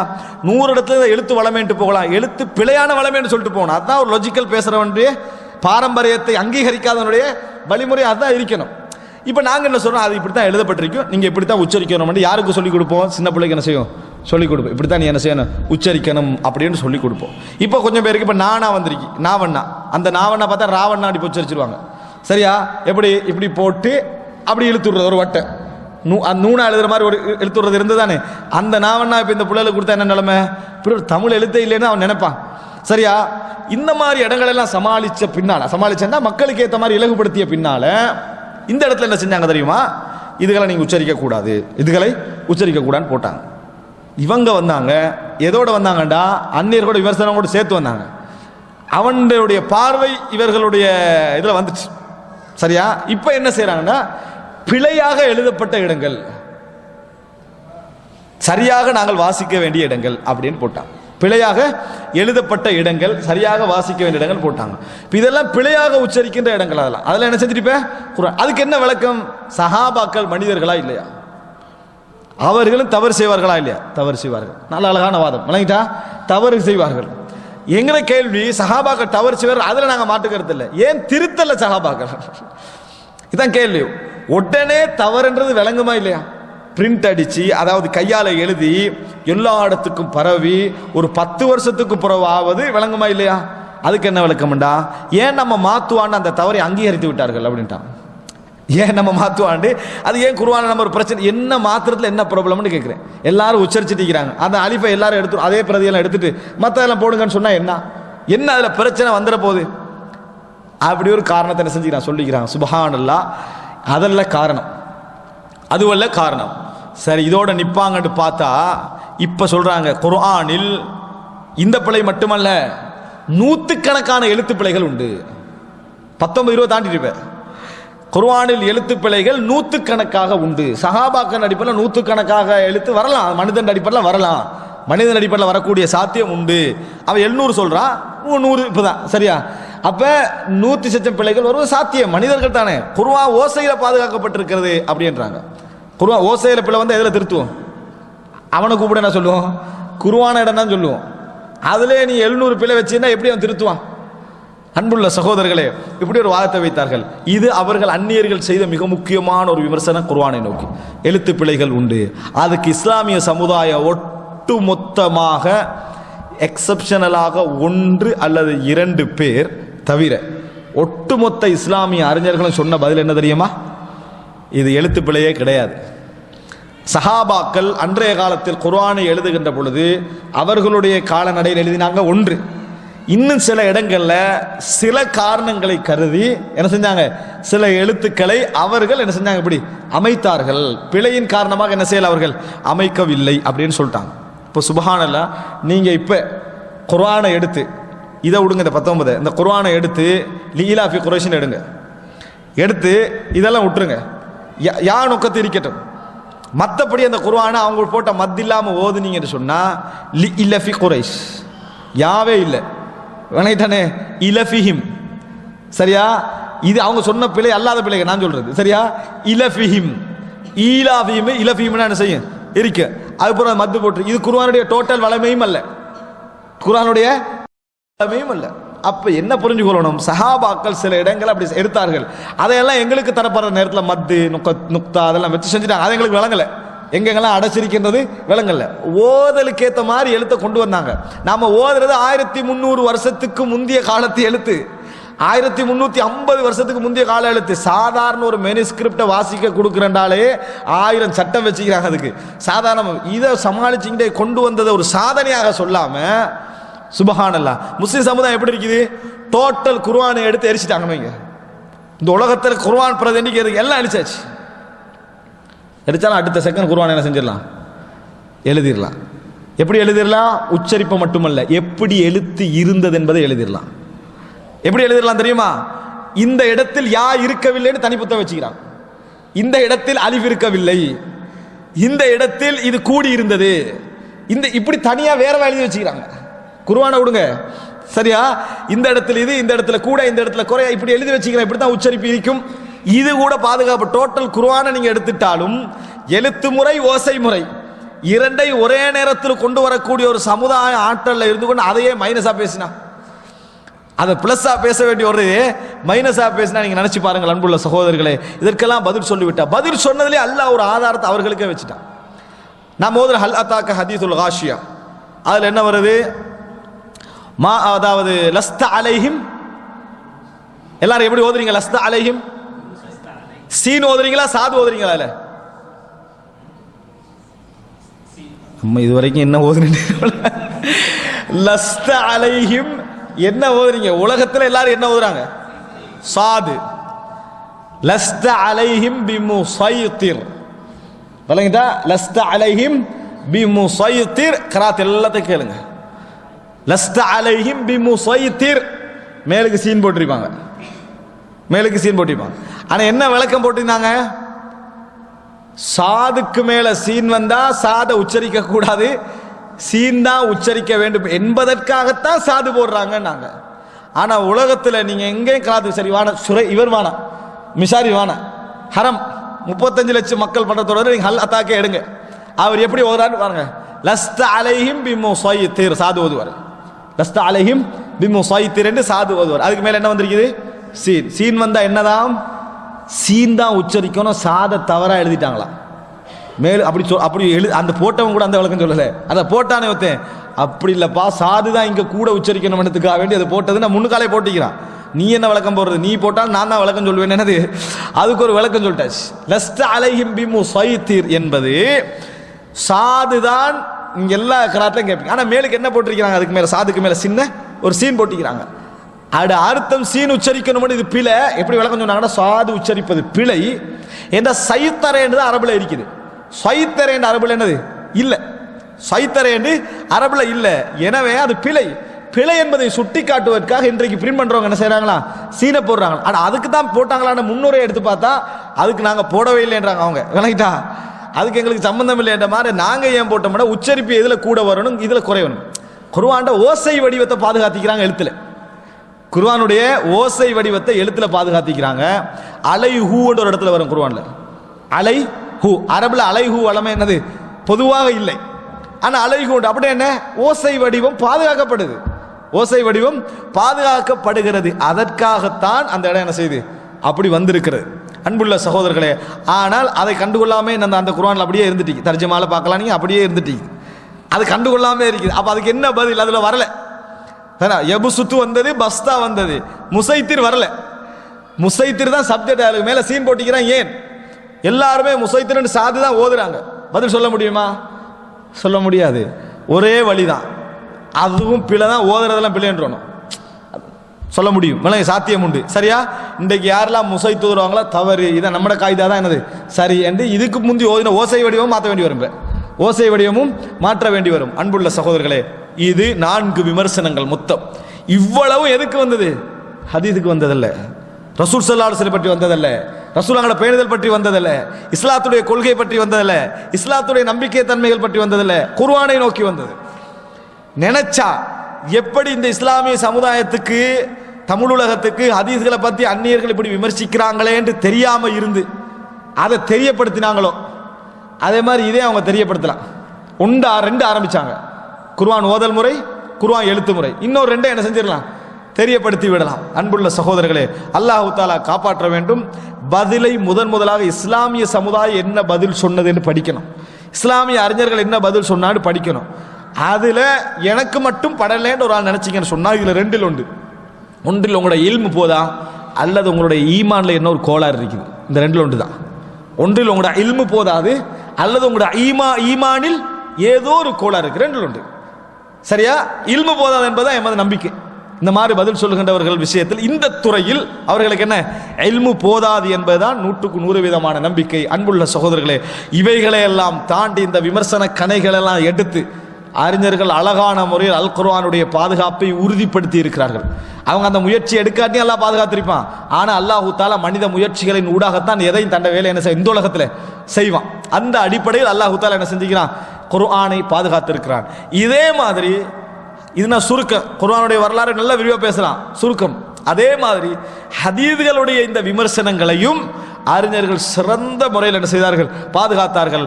ஹதீஸுடைய விமர்சனங்களுக்கு நான் வரலாறு சொல்ல போறதுக்கு முன்னால குர்ஆனுடைய விமர்சனங்களை நான் சொன்னதற்கான காரணம் என்ன தெரியுமா?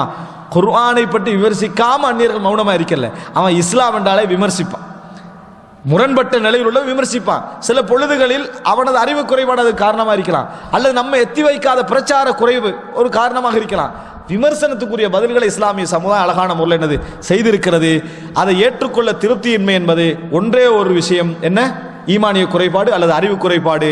நம்ம ஒன்று செய்யலாம், அந்த இஸ்லாமிய அறிஞர்கள் எப்படி பாதுகாத்து வந்தார்களோ அதற்கு நமது பங்களிப்பை கொஞ்சம் கூட்டலாமே ஒழிய அதிகரிக்கலாமே ஒழிய இவ்வளவும் பிழை என்று அவனுடைய பிழை அங்கீகரித்து பதில் சொல்றது அது பதிலே கிடையாது என்பதை புரிந்து கொள்ள வேண்டும். இன்ஷா அல்லாஹ் வரக்கூடிய வியாழக்கிழமை ஹதீஸ் எப்படி என்ன ஹதீஸுடைய பாதுகாப்பை இஸ்லாமிய அறிஞர்கள் எப்படி இந்த மாதிரி விமர்சனம் வந்ததோ இதை எப்படி உறுதிப்படுத்தினார்களோ அதே போன்று ஹதீஸுடைய பாதுகாப்பை எப்படி உறுதிப்படுத்தினார்கள், எப்படி அதனுடைய விமர்சனங்களை எல்லாம் எதிர்கொண்டார்கள், இந்த விமர்சனங்களில் சிலவைகள் யார் செய்தவைகள், அவைகளுக்கு என்ன பதில் சொன்னார்கள் என்பது போன்ற விஷயங்களை எல்லாம் இன்ஷா அல்லாஹ் சுருக்கமான பார்வை, இதை நான் தனித்தனியாக எடுக்கல, சுருக்கமான பார்வையாக வரக்கூடிய வாரத்தில் பார்ப்போம்.